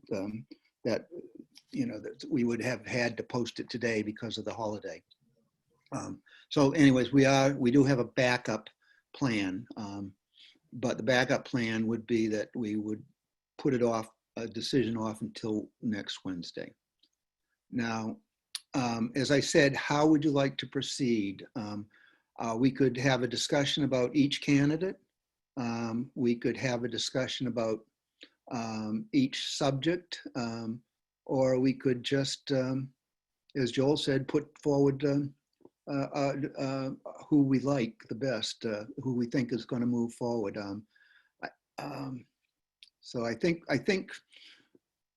maybe we want to do that towards the end. I think we should have a discussion about the candidates first and see what the positive, what people think about their interviews and their resumes. I know that I value all of your opinions, and they affect how I think about things. And I know that I oftentimes, you know, have a reaction to something out of the gate, and sometimes somebody comes along and says, well, you know, I looked at it this way, and, you know, and I see that. So let's, I think we should start by talking about the candidates. Does anybody think that's not a good idea? Unless you still have your hand up, by the way. Okay. So, No, I put my hand up because I was going to say something, but that's okay. okay, you want to say something? I'm through talking. Well, I just want to say, I mean, I agree with what you say. I'm a person that believes in the power of persuasion, so I like to have conversations about the decisions we make. We are a team. We make these decisions together, and I think together, coming out of this with our decisions is how it has to be. I think there's an expectation by the public that we're going to have these types of conversations, even if they're difficult, because it's a difficult topic to discuss in public, but yet this is how we get to the final decision. I find it hard to believe that all of us would be on the same page with the same candidates right now. And if we are, that's great. But I'm someone that likes to talk it through and want to hear from people that I may not necessarily agree with, because that can change my position a little bit. So I think that there needs to be a discussion, whether it's tonight or Wednesday, it doesn't matter to me. I know where I am in my head, but I do think we have to have some conversations and not just pick people without giving an explanation. Samantha, did you want to say something, or are you just waving your hands around? No, I agree. I think a recap would be helpful, and Dorothy's comment about discussing candidates based on what our criteria is versus comparing candidates is very helpful for me to sort of like figure out how we want to go about this. But you know, there's a lot of information to go through, going through everybody's resumes plus all of the interviews. And I think you guys might notice something that I don't. and vice versa. And so I think it would be helpful to at least recap each candidate before moving forward. And I would like to do that tonight personally. Okay. Well, let's move forward because we have sort of a hard stop at about 6:45. So Susan, Well, my question is, I mean, is everyone ready to discuss everybody tonight? Do people want to, like, take the weekend and review interviews? I'm just, one's very fresh, one, was back from Monday. I'm just curious how people feel if they want, to I bring them on the full conversation here. yeah, I would say just because we talk about it tonight doesn't mean we can't talk about it again on Wednesday. I think it'd be good to get some feedback in at this point. There, as Dorothy said, there is an element of trying to get this done. But if we could narrow it down to 2 instead of 3, that's going to save us a lot of time, So, and maybe by having these discussions, that's what will happen. Let's just go around. Jonathan, if you narrowed it down to 3, make sure you narrow it down to 3, because the fact is, if one decides to leave and chooses to pull out, you still have 2. Okay. Because Well, remember, one might take a job, and that happened when we hired the chief of police. The people pulled out, the ones that we did like. Yeah. So, well, just so you know. it's going to be up to the committee. Like I say, I'm just laying out the possibilities here. So let's open it up for discussion. And the first candidate was Susan Kuska. And would anybody like to start, or do I have to pick people? Laura, thank you. I'm going to say that there were a couple things, and I did rewatch her interview today, so it's a little bit fresh for me. There are a couple things I really liked about her. I liked the family engagement events that she was accustomed to putting forward. They seemed really great and something that could be very useful for Gloucester, for our district. I also liked her experience both as a special education teacher and as a elementary teacher. She had a lot of different experiences both as a teacher and as a central office person, and that breadth of experience seemed important to me. And I also liked, she and others also mentioned this, she also talked about the need for a strategic plan as a way to think about budgeting going forward. So those were just a few things that I liked about her. And her focus on equity and social justice. I should have mentioned that as well. Melissa, you got your hand up. Yep. Let me just lower my hand while I'm thinking of it. So I gave my comments and still firmly believe in the comments that I gave after the meeting. With her, I thought she checked off a lot of the boxes, very personable. I thought she answered all the questions very thoroughly. I support what Laura said. What I liked about it too is she's a very strong supporter of teachers, and I think that's a quality that this district needs. She has the experience with budget. She has experience with vocational education. She has a lot of experience that is required for the administrator position. You have to remember we're hiring an administrator. So there's a lot of expectations, not only from us as a committee, but if you look at the public response to the survey that we did, there's an expectation that we're going to hire somebody with experience in the areas that she has experience in. So, like I said, she's good answers, has the experience, and I think she could be qualified for this position, but obviously we want to inquire more if she becomes a finalist.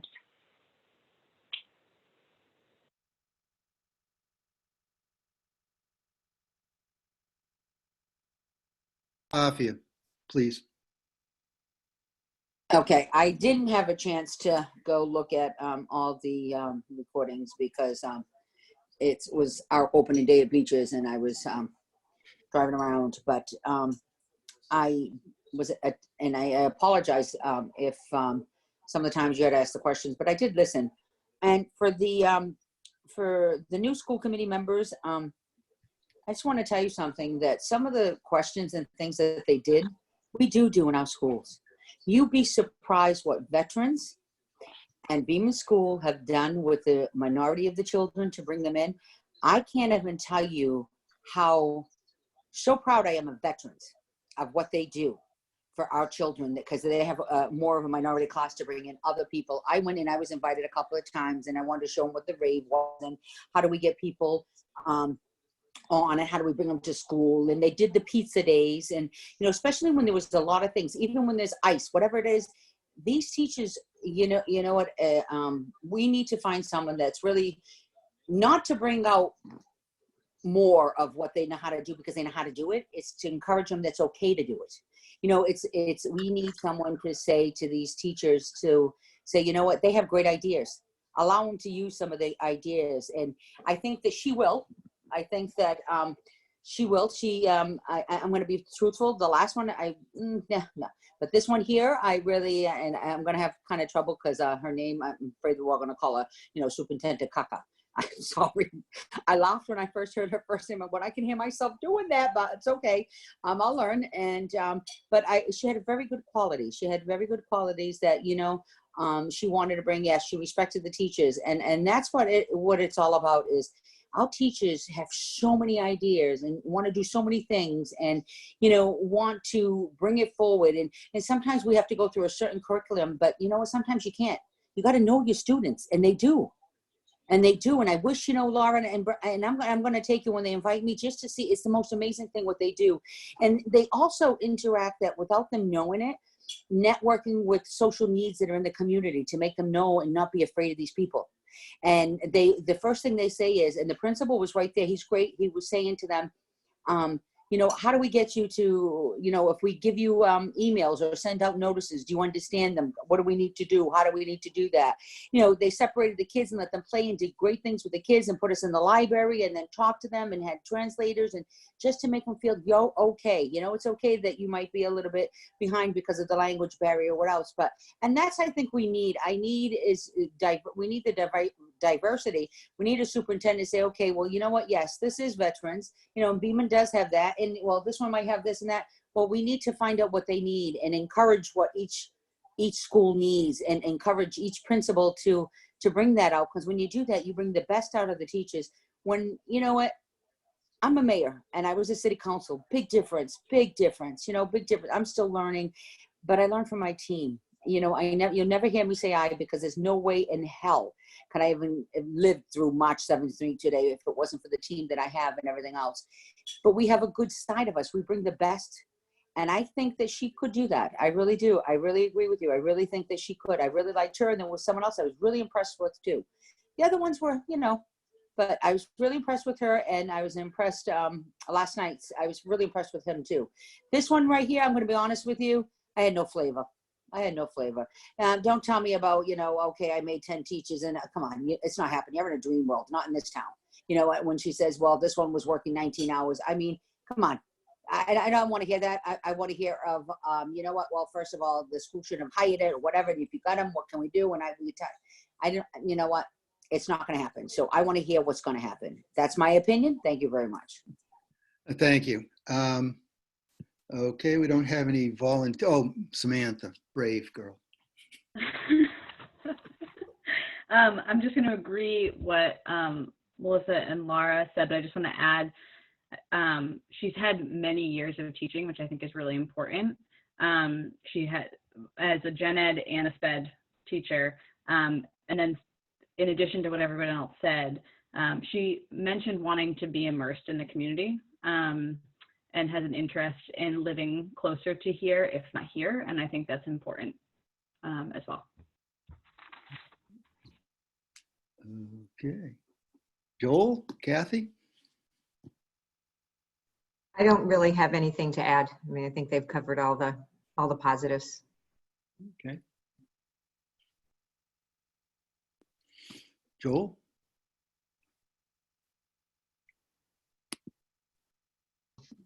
Yeah, I don't have anything I want to say at the moment. Okay. I would just like to say, I think she had, of all the candidates, probably the widest range of background with the SPED. You're talking about the first one, right? Yes, yes. That's all we're talking. We're concentrating on her right now. She had the widest range of background. She had been a SPED teacher. She is VOC certified. She has been an administrator. She's been on the academic side as well as on the nuts and bolts side of budgets and negotiations. And I thought she had the best expansive background, which is not to say that other candidates didn't have very specific strengths. But I think she covered what was the phrase, checked off all the boxes. The other thing is, as Samantha said, that she expressed a desire to become involved in the community, which I didn't hear from everybody. Did hear it from some of the other candidates, but she made it very clear that she would relocate, would try to relocate, and would try to it would be involved in the community. So I thought it was very positive, and so I would have no problem putting her forward. The next candidate would be Nan Murphy, who we also interviewed on Monday night. Anybody want to start?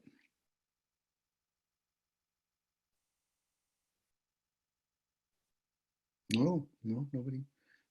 I can't see you all, so you have to do the hand. I can start with her. I just had to find my notes.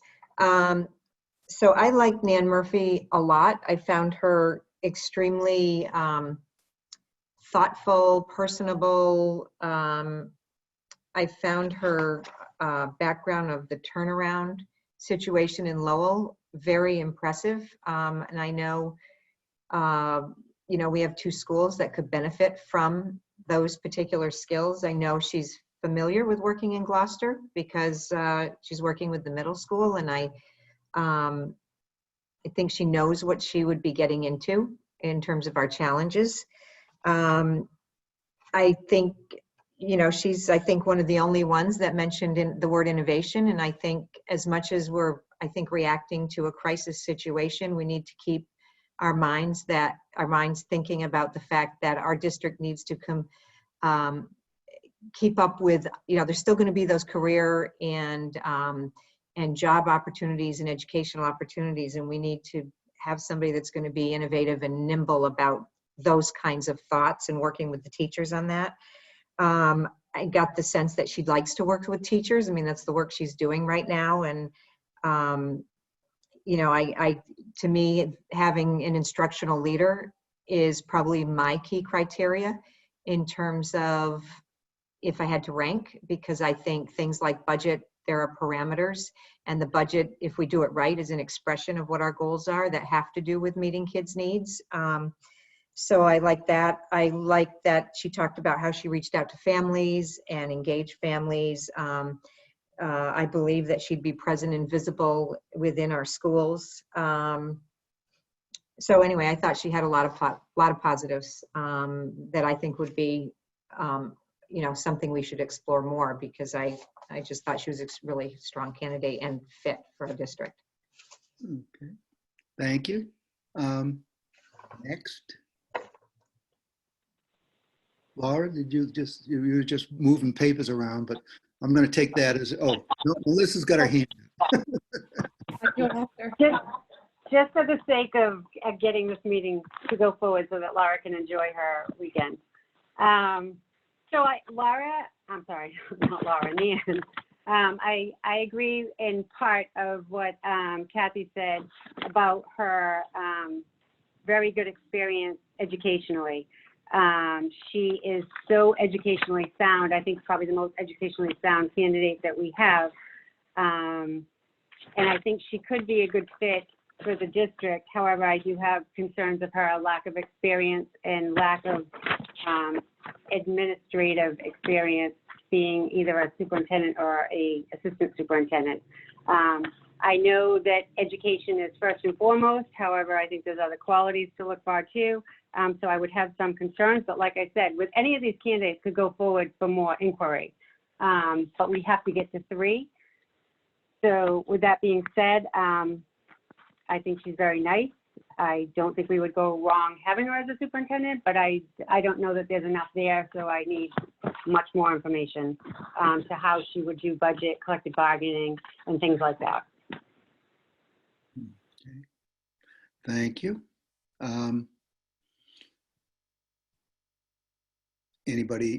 Any volunteers? I'm going to call on you if you don't volunteer. Lauren's raising her hand. Okay. Oh, Laura. I was gonna echo what Kathy said, and I also, this is one of these moments I so appreciate hearing what Melissa's saying about administrative experience. One thing I really liked was her answer about communication. She just had a very, it was both an answer about being present in the schools, and it was also about using systems to communicate transparently and consistently. And I actually think, and she mentioned going to sporting events, clubs, after school programs, like she really talked about being present in the schools, which I think is hugely important and would be a great advantage. And she also talked about social media and using different tools to reach out to families and kids. So that was just one piece that I liked about her interview. Okay. Jonathan, I'm raising my hand. Okay, I don't see everybody, so so just speak up. Go Can ahead. you put it on speaker view? Go in gallery view, Jonathan. You'll see us all. Yeah, that's okay. Is that better? Yes. What was my train of thought?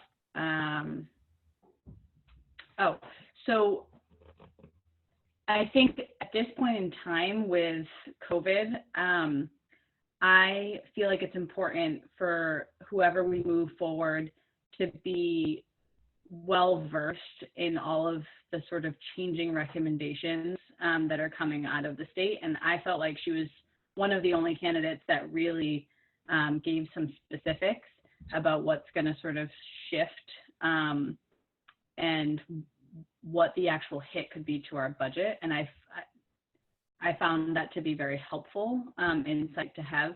And I'm sure that's, she gets that insight from working from the state, but I do worry if somebody isn't really immersed in what's happening in our state right now, with how much that's happening with remote learning. I think it's really important to have that insight. Okay.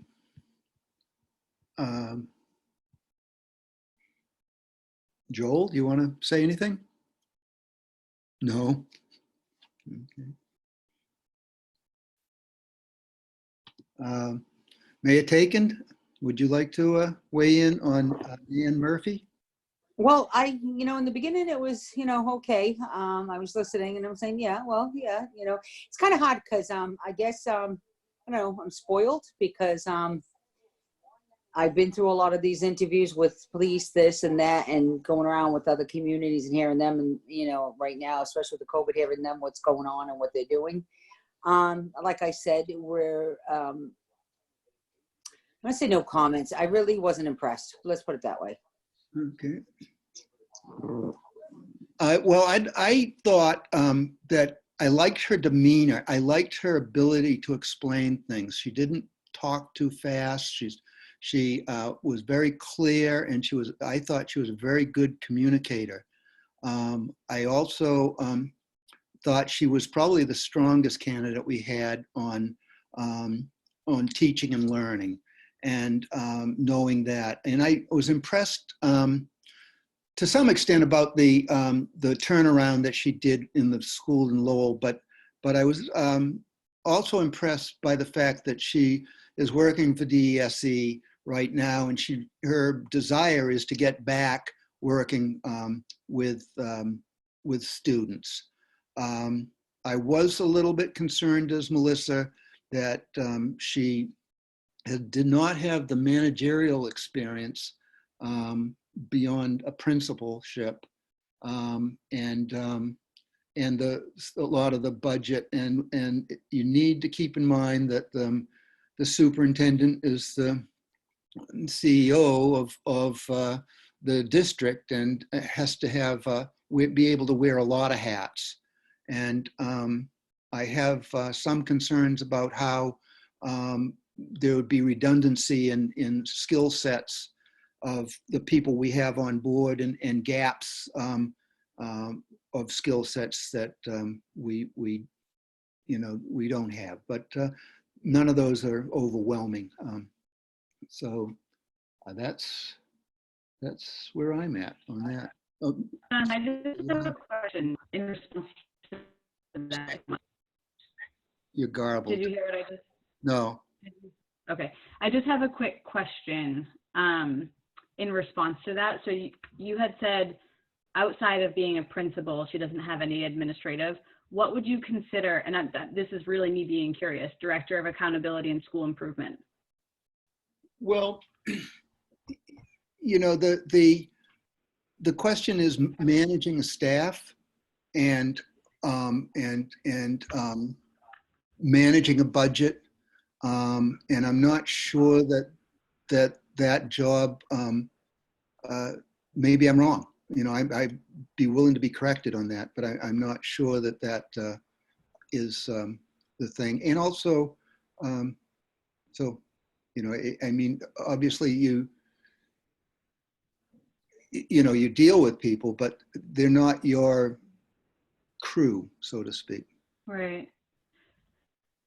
Yeah, I mean, it says assisted the superintendent and senior leadership to develop the annual $140 million budget. Yeah, but everybody does that. Right.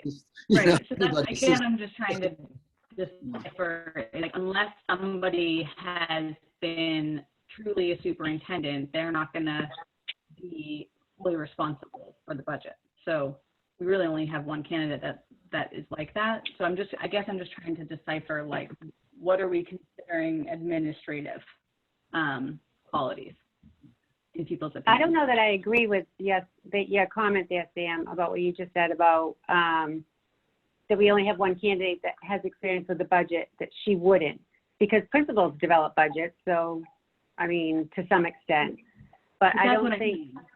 Right, but I don't think having been a superintendent is the only way to have experience. But she didn't talk about her experience. She said she informed about the budget. Like, she didn't get into a lot of depth about developing a budget. And that question was asked to her, and that's what I was looking for.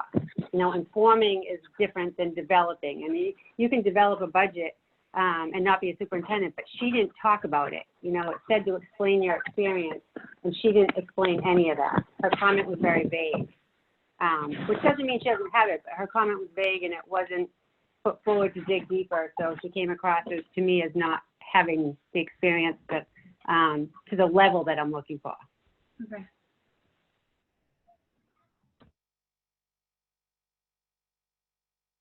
Laura, you wanted to say something?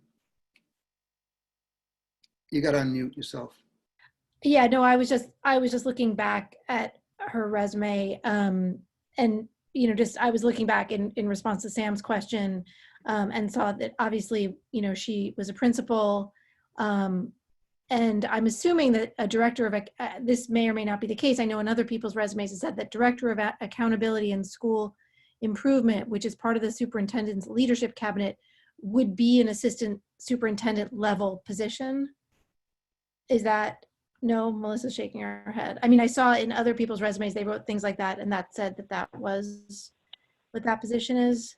So, yeah, no, well. Go so ahead. I'd love to hear back. I'm just also trying to figure out, as a newer member, where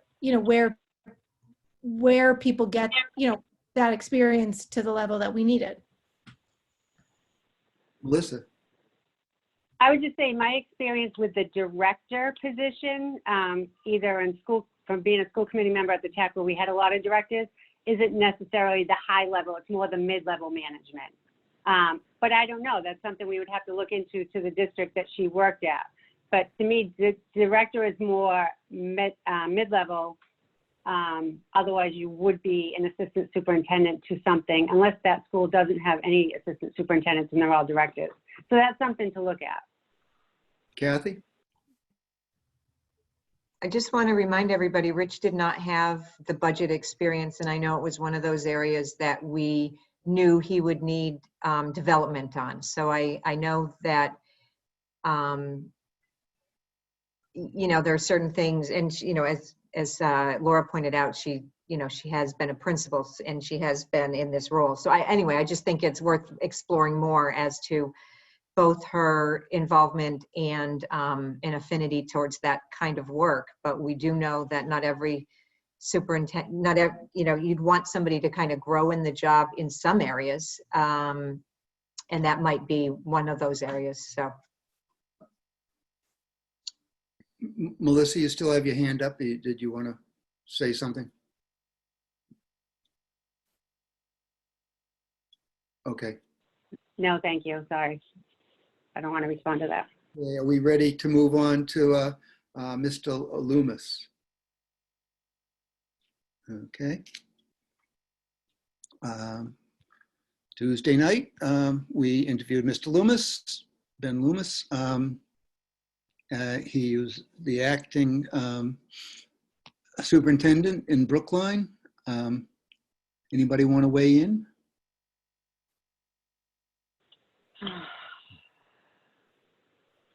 Melissa? Thank you. I'll start just for the sake of getting it started. I thought he interviewed very well, and in my opinion, he's one of our strongest candidates. He's someone that has walked the walk and talked the talk because he's been an administrator. I mean, he's been an interim superintendent for the past year, coming from an extremely good school district that has a lot of successes in it. He does have ties to Gloucester, which is very important to me. I know we have candidates that probably won't be in Gloucester at nighttime and they're going to be home with kids. He does have a well-known, very well-liked mom that lives in Magnolia, and his wife is from Manchester, so I can't help but wonder if he wants to spend more time, that family spend more time in this area, so I like that. He has the experience in budget. He has the experience with vocational.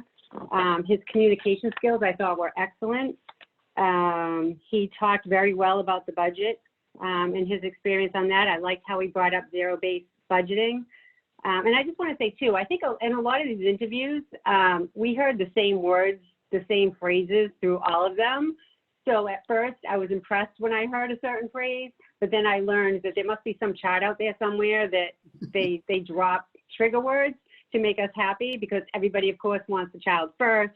The social justice was brought up a couple of times, so it seems like there's these trigger words out there. So I've learned not to get too happy on certain words. But he did talk about biases. He did go into budget a little bit more. I mean, I know there is a question about how many years experience he has had as a teacher, and that may not make him the most wanted candidate by our teachers. But he was a teacher. He's evaluated teachers. He has that experience, and he can hit the ground running coming in. So we talk about how COVID and all the concerns we're going to have for our opening, if we do open in September, or if we end up doing summer work or whatever. But I think we have to keep in mind that the Board of Education is going to come out with guidelines. And we're going to get those guidelines just like Dr. Sapphire gives them to us now. So it's not like we're not going to know what to do. But what we are going to have to do is put a big focus on all the issues that are going to come because of how we open, if we open. And to me, having someone that can hit the ground running, knowing the budget, knowing we have open contracts to negotiate, and all the administrative responsibilities that need to get done, besides the ones that Greg Bach gets done and our support staff does, I think it's important that we have a candidate that's very well liked, very well rounded, work in our district, so that we can focus on what we're going to have to focus on primarily, which is the opening of the school. So I like the fact he had the connections. I like the fact that he has the experience. He does come recommended. I know I've talked to a couple people and he's very well liked by other superintendents. So to me, he's worth more inquiring, and I'd like to see him go forward. I'm not saying he's the one because I don't know, honestly don't know who the one is, but because of his experience and connections, I truly believe he's someone that should go forward so that we start the school year off knowing we don't have to train anybody in a certain area or look for additional support because one of the candidates may need it. Thank you. Next. Say, Kathy. Yeah, I'll go next. I liked Ben an awful lot. I thought his level of energy was infectious in his interview. Obviously articulate, but all the candidates are articulate. I'm impressed with each one of them. He does have a lot of obviously relevant experience being the interim. So it'd be interesting to kind of flesh that out through the next process of site visits and to understand how deep his experience is in there, but I think it's definitely worth exploring. I like the fact that he has been involved in some building projects and would understand that because this project for East Gloucester and veterans is extremely important. I get the sense that he's very much a people person and wants to be out and about. And I think from a teacher perspective, we definitely want people, want the next superintendent to be as visible and present both with our educators as well as our families. So I thought he would bring that level of energy, and I would like to learn more about him through the next phase if the committee decides.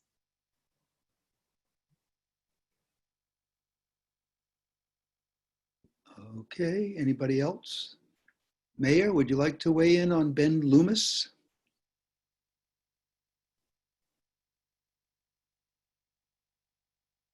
Maybe not. No. Okay. Okay, Laura? Just a question. It seems to me for anyone in this position, it's important to be sort of in or close to the community in some significant way. We can't require people move to Gloucester, but that does feel very important to me to have someone who can be here, and really understand this community and get to know this community, be present in this community. I guess it's just a sort of an open question of, he lives in Cambridge, and I'm assuming he has a family. I don't know where we put that in the mix. That seems to me that would be a very hard place to be a Gloucester superintendent from.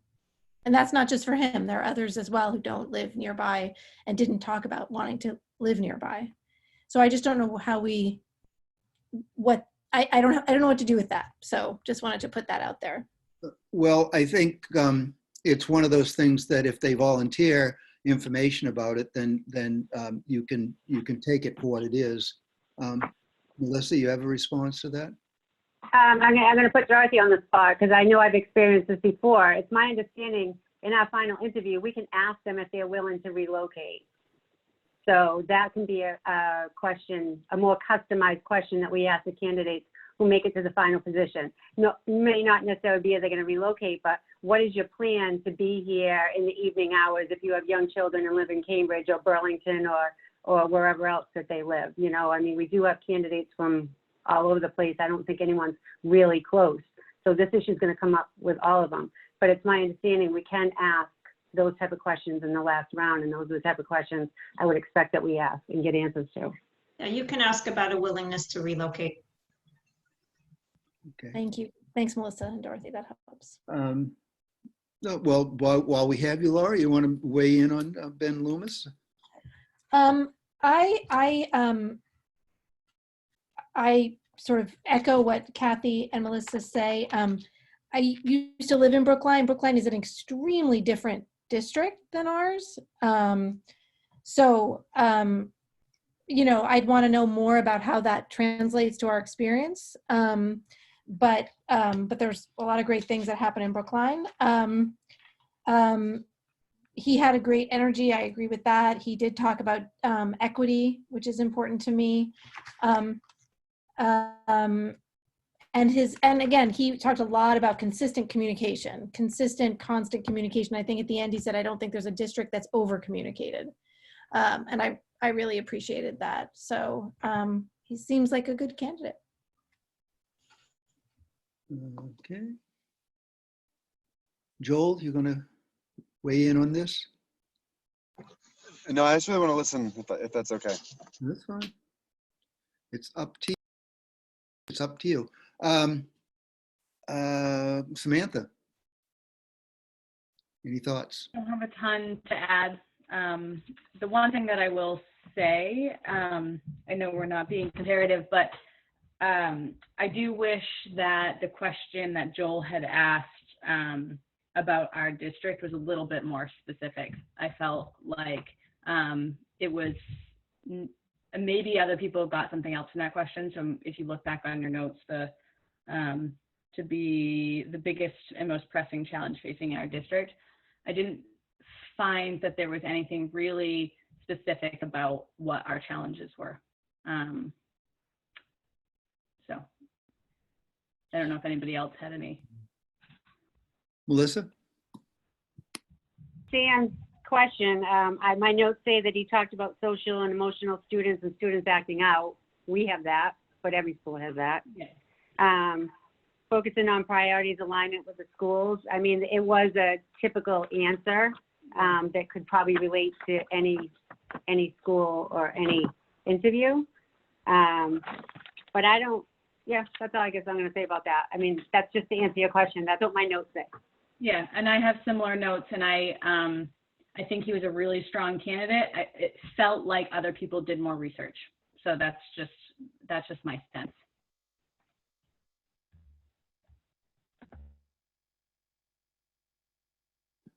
That leaves me. I thought he was a strong candidate. I thought his energy was infectious at times. He certainly has a background. He does have that the period where he worked for, was it a foundation or something? But he was out. It was in education. I would like to see more of him, and I'd like to ask him more questions. So he's somebody I would like to move forward. So, okay. Mr. Laxo, I'm gonna have trouble with that name too. Anybody want to weigh in on him? I'll start. I thought that he was, he had a lot of good generic answers to a lot of things. He was somewhat unfamiliar with Massachusetts and Gloucester in particular as to how it works, which would be just a learning curve. I suspect he's bright enough that he would learn quickly. The difference in the laws and the difference in the structure. I was somewhat concerned that almost all of his background was high school only. But he had a great attitude. He had, I thought he was emphasized being positive and promoting positivity throughout the district. And I have questions for him, but he's interests me. Melissa. Thank you. So Jonathan, I agree 100% with what you said, but I just want to add too, he was extremely pleasant, and I think the most people person that we interviewed, extremely likable. It's clear that his excellent Massachusetts education has done well by him. He's written a lot of articles that I know Sam probably has read a lot about, and she could talk more to that, but he clearly is an educator. There's no doubt about it. hold on, I'm just looking through something. I'm a little concerned about his lack of experience in certain administrative areas and his lack of knowledge for not having elementary experience. But I don't think that disqualifies him.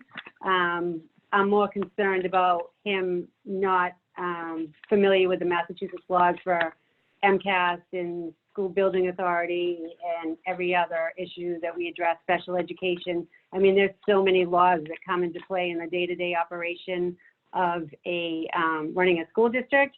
I don't know how much time Naomi has for us. I know she's semi-retired and could probably give us a lot of time, but I would expect that he would be relying on other support systems in a lot of issues that come forward.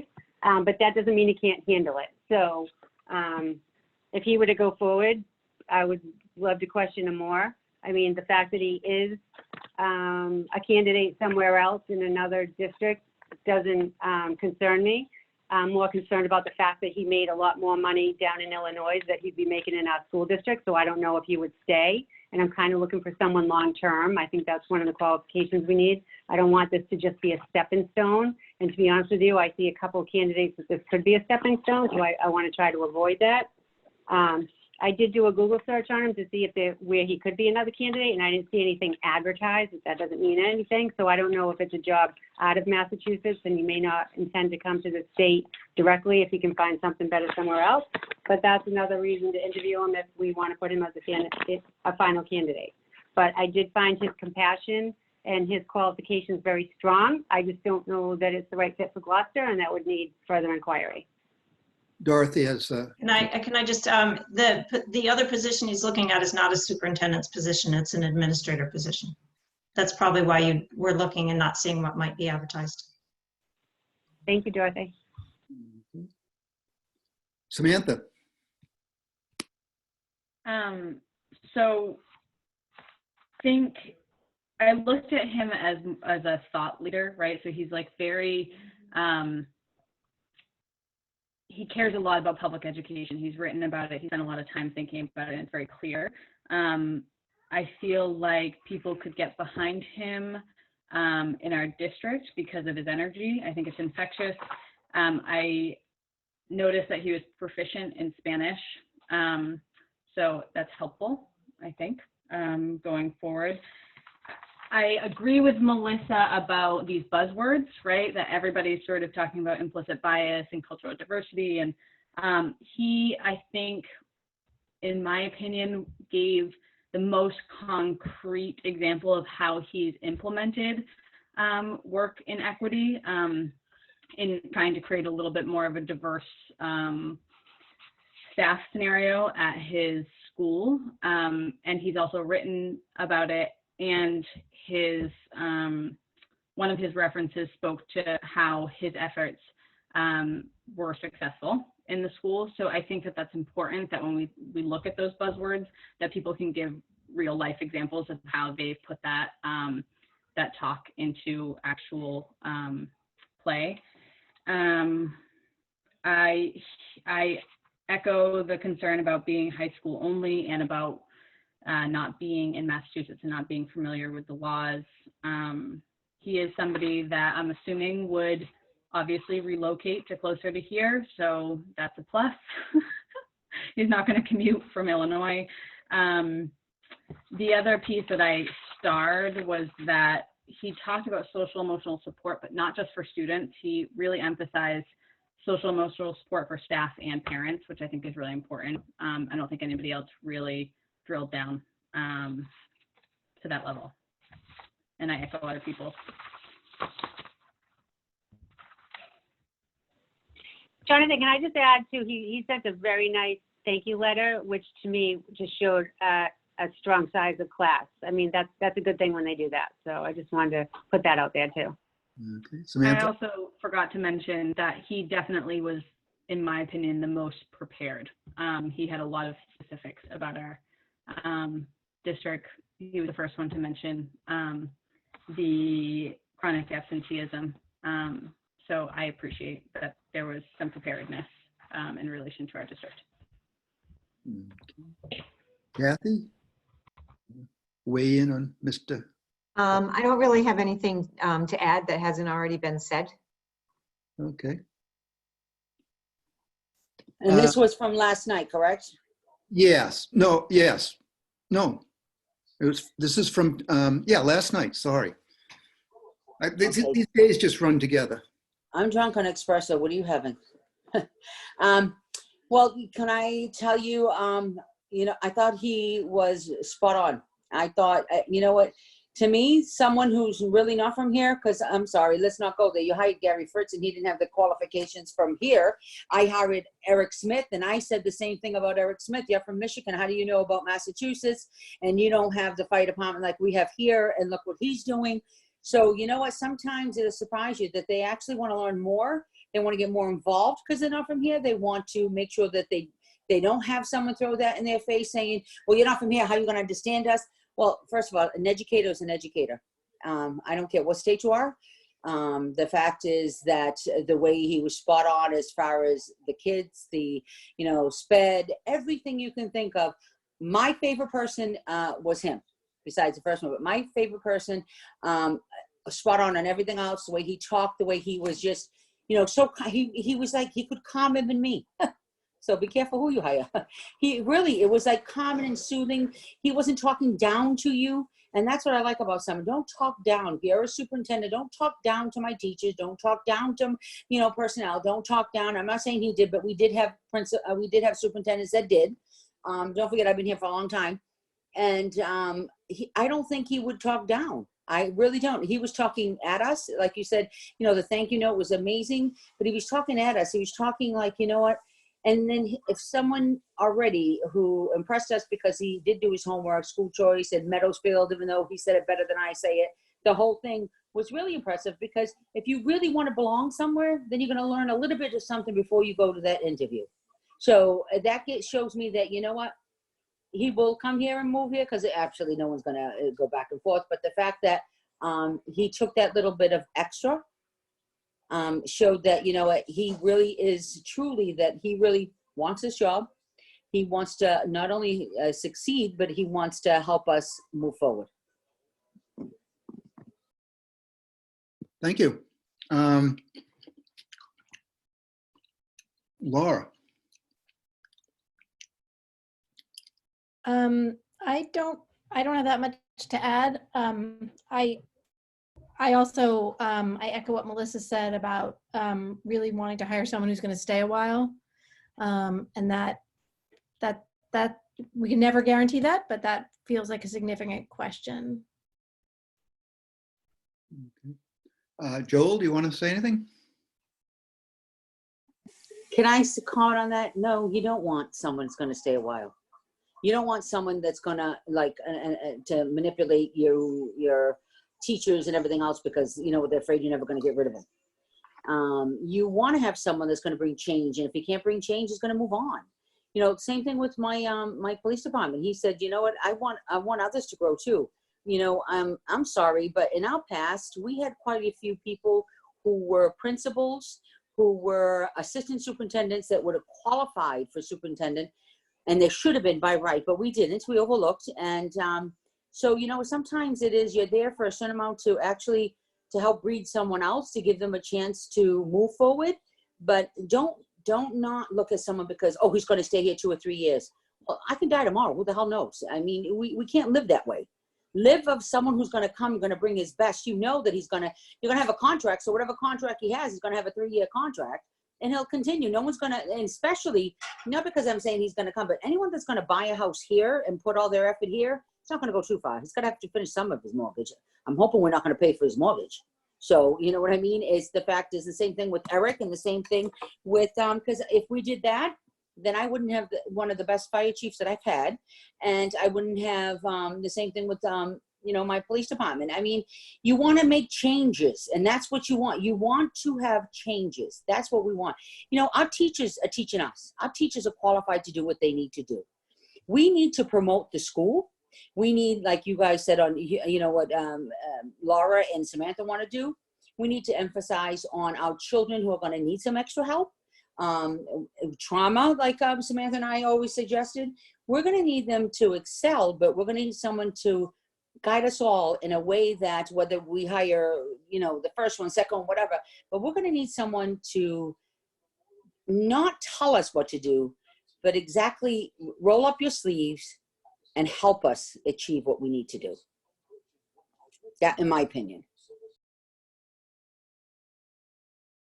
Thank you. Joel, you going to weigh in on this one?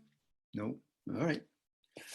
So we're going to move on to Ms. Gallivan.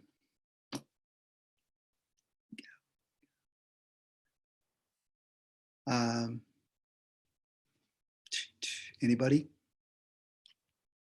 Anybody want to start? Samantha, thank you. I think it's definitely a strength that she's had 23 years of teaching and admin experience on the North Shore. Sorry, hold on one second. And I liked her, I thought that her answer about the budget was well thought out. The idea of the foundation of the budget really needs to be based on our core values. I appreciate that. And she definitely is knowledgeable in the budget area, based on sort of her ability to talk about key terms.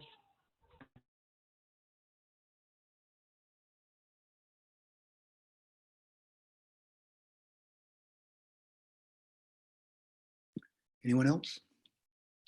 Melissa? Briefly, I think she definitely has the experience and could hit the ground running if she came. I think she's someone that can bring some good ideas of things that we'd like to know. I mean, when she talked about the grandparents group and ways to tackle attendance and things like that, I think she has good ideas that I'd like to have a conversation with her about.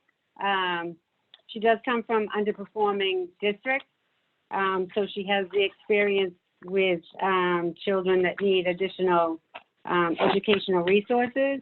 But I don't know. She's qualified. If she was our superintendent, she can do the job. And I think maybe more so than others could that we've interviewed because of her experience.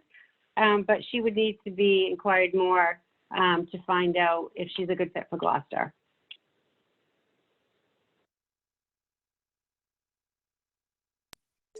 I have only a couple of comments to make. Come September, I'm going to suggest that maybe when we all can get together and take a day off and actually walk around the schools, because some of these things that these superintendents have said, I'm not judging anyone. I work just as hard being mayor. I get a little bit of freedom, but when I work at the hospital, it's difficult. When you work full time, it's very difficult. But some of these programs that they're all saying have been happening in our elementary schools, our high schools, especially at the senior center. Maybe, like I said, because I'm always down there and I see it, adopt a grandmother, all these programs that everyone's talking about, they're wonderful in their communities. They're here, it's happening. We just didn't promote it. We just don't promote all the wonderful things. Unfortunately, we do, but the Times doesn't. And I'm hoping that maybe, like I said, when I've always suggested we need a good PR person to show all the positive things. It's sad because the fact is these kids, there's a lot of them who don't have a grandparent. And we did the adoption and they loved it at the senior center, reading and especially with our high school. I mean, there's so many different programs and I'm listening to her and I was listening to a lot of them and we have them happening here. And if, unfortunately, that's why you need someone who's going to engage and bring out this and make sure that the positive stuff that comes on gets out there and let people know what's happening. I see Kathy, all of us, and Melissa, all of us here have posted things on our own personal pages. So I'm hoping that what Laura and Sam that they're doing, that the people will be able to see it on just a school committee to see what they're doing, because you saw how we all read. I'm like, I have 85,000 pictures on Facebook. Okay. But if we can do just the school committee to let them know, one picture would say 1,000 words. I wouldn't have to show all the videos or FaceTime because I don't have to have it. But the fact is, we're doing these programs. We do have a good system. We do have good teachers. We do have good students. We just got to let them know that we just need whoever I'm not saying mine, yours, whatever, but whoever leads us, that's what you need.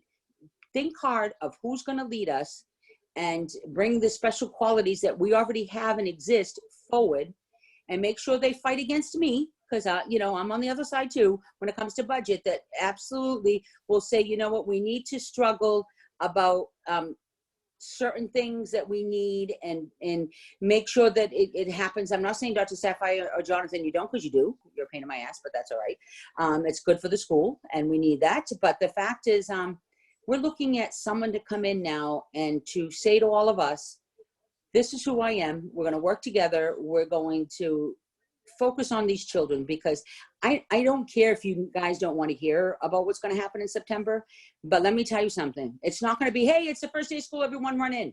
It's not happening. It's not happening. It's something different is going to happen, whether we have the PPE, whether we have the, the Chromebooks, whether we have all these things, and we're going to hire someone, and we're hoping that they have these meetings with the teachers and get their suggestions, whether it's from someone from Alaska or someone from right across the street that comes in and gets these teachers and say, what are we going to do? You've done it. How can we do it better? What do we do? Do you suggest the 2 days, what days, whatever? Because I just sent you all also about graduation. We do get guidance from the state, but we need to get guidance, because all of us, we're hearing from our principals, we're hearing from everyone, but we really need to be able, if when we do get to sit face to face with your teachers and your unions or whatever, and say, what happened from March till June? What happened? Tell us what we need to do. Tell us what we need to promote. Help me educate the mayor's side, because whatever funding we can get and not get, what do we need for these students to succeed, and how much more do we need? And we need a superintendent that's going to fight for our children.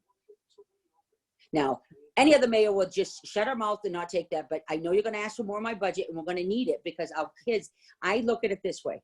It breaks my heart, because I'm hearing stories myself from teachers.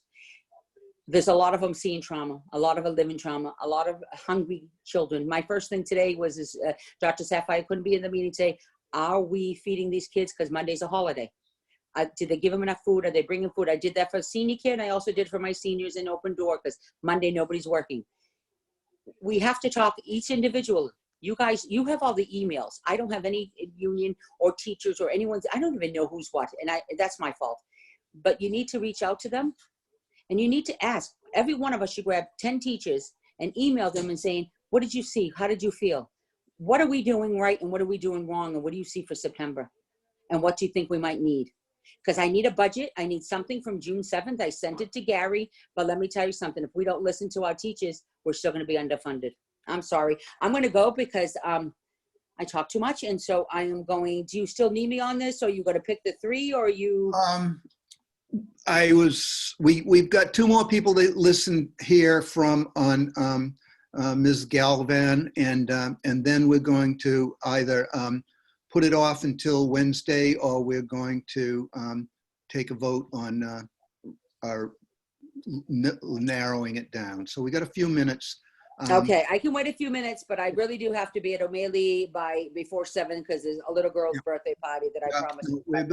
We will be done before 7, I promise. Okay, thank you. Kathy, do you want to weigh in? Yeah, I'll weigh in. I like that she mentioned and talked about our response, as the mayor was just talking about, to the situation we're in, and was empathetic about the achievement gaps and its impact. She talked about absenteeism, so she definitely has done some research on the district.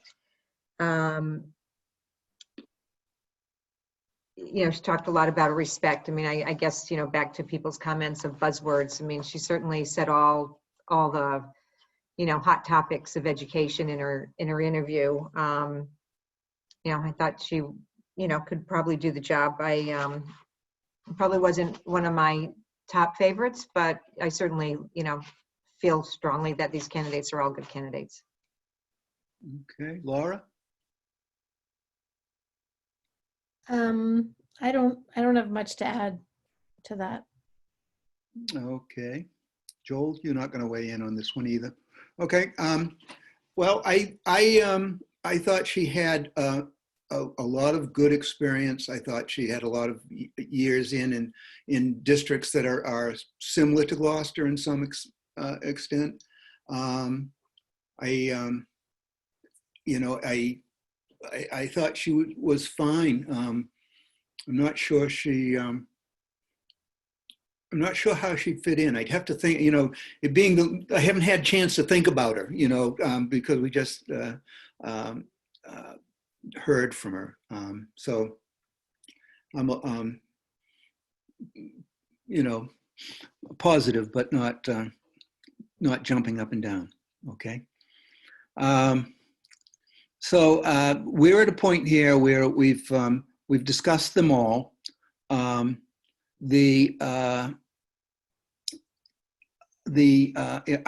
just been doing you know, pluses and equal signs as people comment, and the candidates with the most pluses by my judgment, which is not to say this is academic or scientific, it's just me, it's my judgment, was Susan Kuska, Ben Loomis, and Mr. Laxo.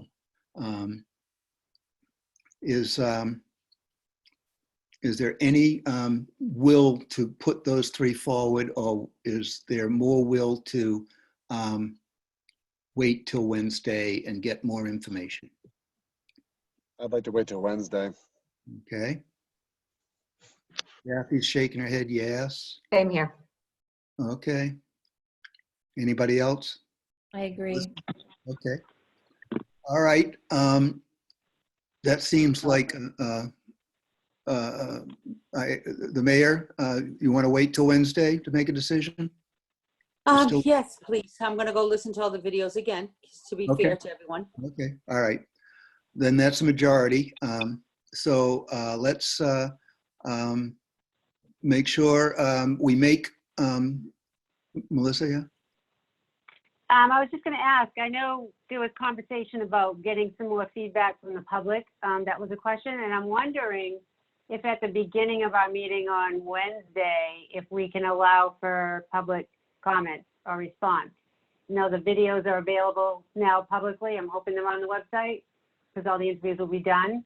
And just in case anyone decides to look at it and wants to comment, I think that we as a school committee should allow the public that right to comment before we pick candidates. Because you never know, we might pick up on something we didn't pick up on. Okay. Through oral communication. Yeah, it'd have to be through oral communications. What we'd have to do is just allow people to speak to the candidates during oral communications, because it's too late to post a public hearing. John, I don't have, Kathy? just one quick comment too. As we post them, I think it should encourage people to watch all of them if they can. It would just be nice if people had the same exposure to each candidate as we do. And that's not a requirement, but it would be nice. And Laura, go ahead. You're muted. Just to say, following up on that, if they are posted, I would love it if we don't have our social media, we don't have our school committee account yet, but we really should try to get that out as much as possible for people to see it. People won't see it on Memorial Day weekend on the Gloucester Schools website. So if the mayor could put those out, or others, we would have to really, you know, it's a short window for people over a holiday weekend. So we just have to figure out how we're gonna put the word out that those are out there and that we were taking comments. Well, first thing we got to do is get them posted on our website so that people can post a link. And let me, Brendan is right here and Grant is right here, and they probably are capable of telling us the answer to whether that can happen. I can answer that question. All the other previous interviews are available to post. Today's interview is still processing, so I should get a link from Zoom probably within an hour. And once that's done, I will then post the links to all those candidate interviews on our website. I will put a link to it on our Facebook, and I will also go to the city's website and update that information to provide the recordings as well. Great. Thank you, Grant. Thank you very much. People are clapping. With Samantha. Just one quick comment, just in case people are not comfortable talking about it in oral communication, can we just remind people that they can email us? I think that's important. Yep, we can do that too. We'll, yeah, we can do that. Dorothy? I will let all the candidates know the status. Thank you. Thank you. I was going to ask you to do that eventually anyway. Thanks. So that being said, Melissa? So I just want to hear from Dorothy a little bit. So on Wednesday, we're going to pick 3 candidates. What else are we doing on Wednesday? Because I know we want to hire someone within the next couple of weeks. So can you tell me what the meeting schedule is going to be like a little bit? Because I have a lot of pull from other directions for other things that I'm involved in my life and need to be able to schedule the ability to do meetings. So how do we see the next week or two? So if you're not deciding until Wednesday, it's going to be hard to have any site visits next week because people are going to have a chance to get them scheduled. So so on Wednesday, if you can decide who you would like to see when you do site visits, and I can send you a site visit guide so you can have some good information, all of you, to think about, who would you like to see. So if you tell me who you would like to see, the stakeholder groups you would like to see when you visit them, so I can convey that to them to get things set up, give me some idea with hopefully a little bit of flexibility of when that can happen. You could expect those visits to last several hours if you're visiting, a number of different groups. In this world, I think they usually happen during the course of the school day. So in this world, maybe we can play a little bit more with time on that.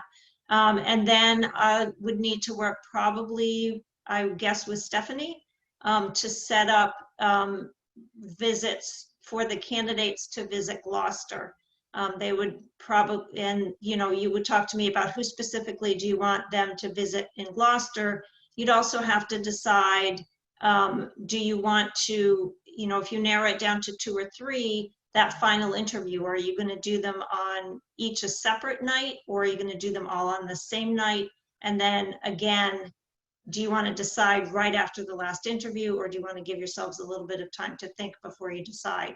So I would hope that we could front load a whole lot of that into the first week in June, so that by the end of that week, you will have accomplished everything.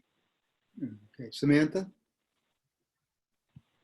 No, you were just playing with you here. Okay, Melissa?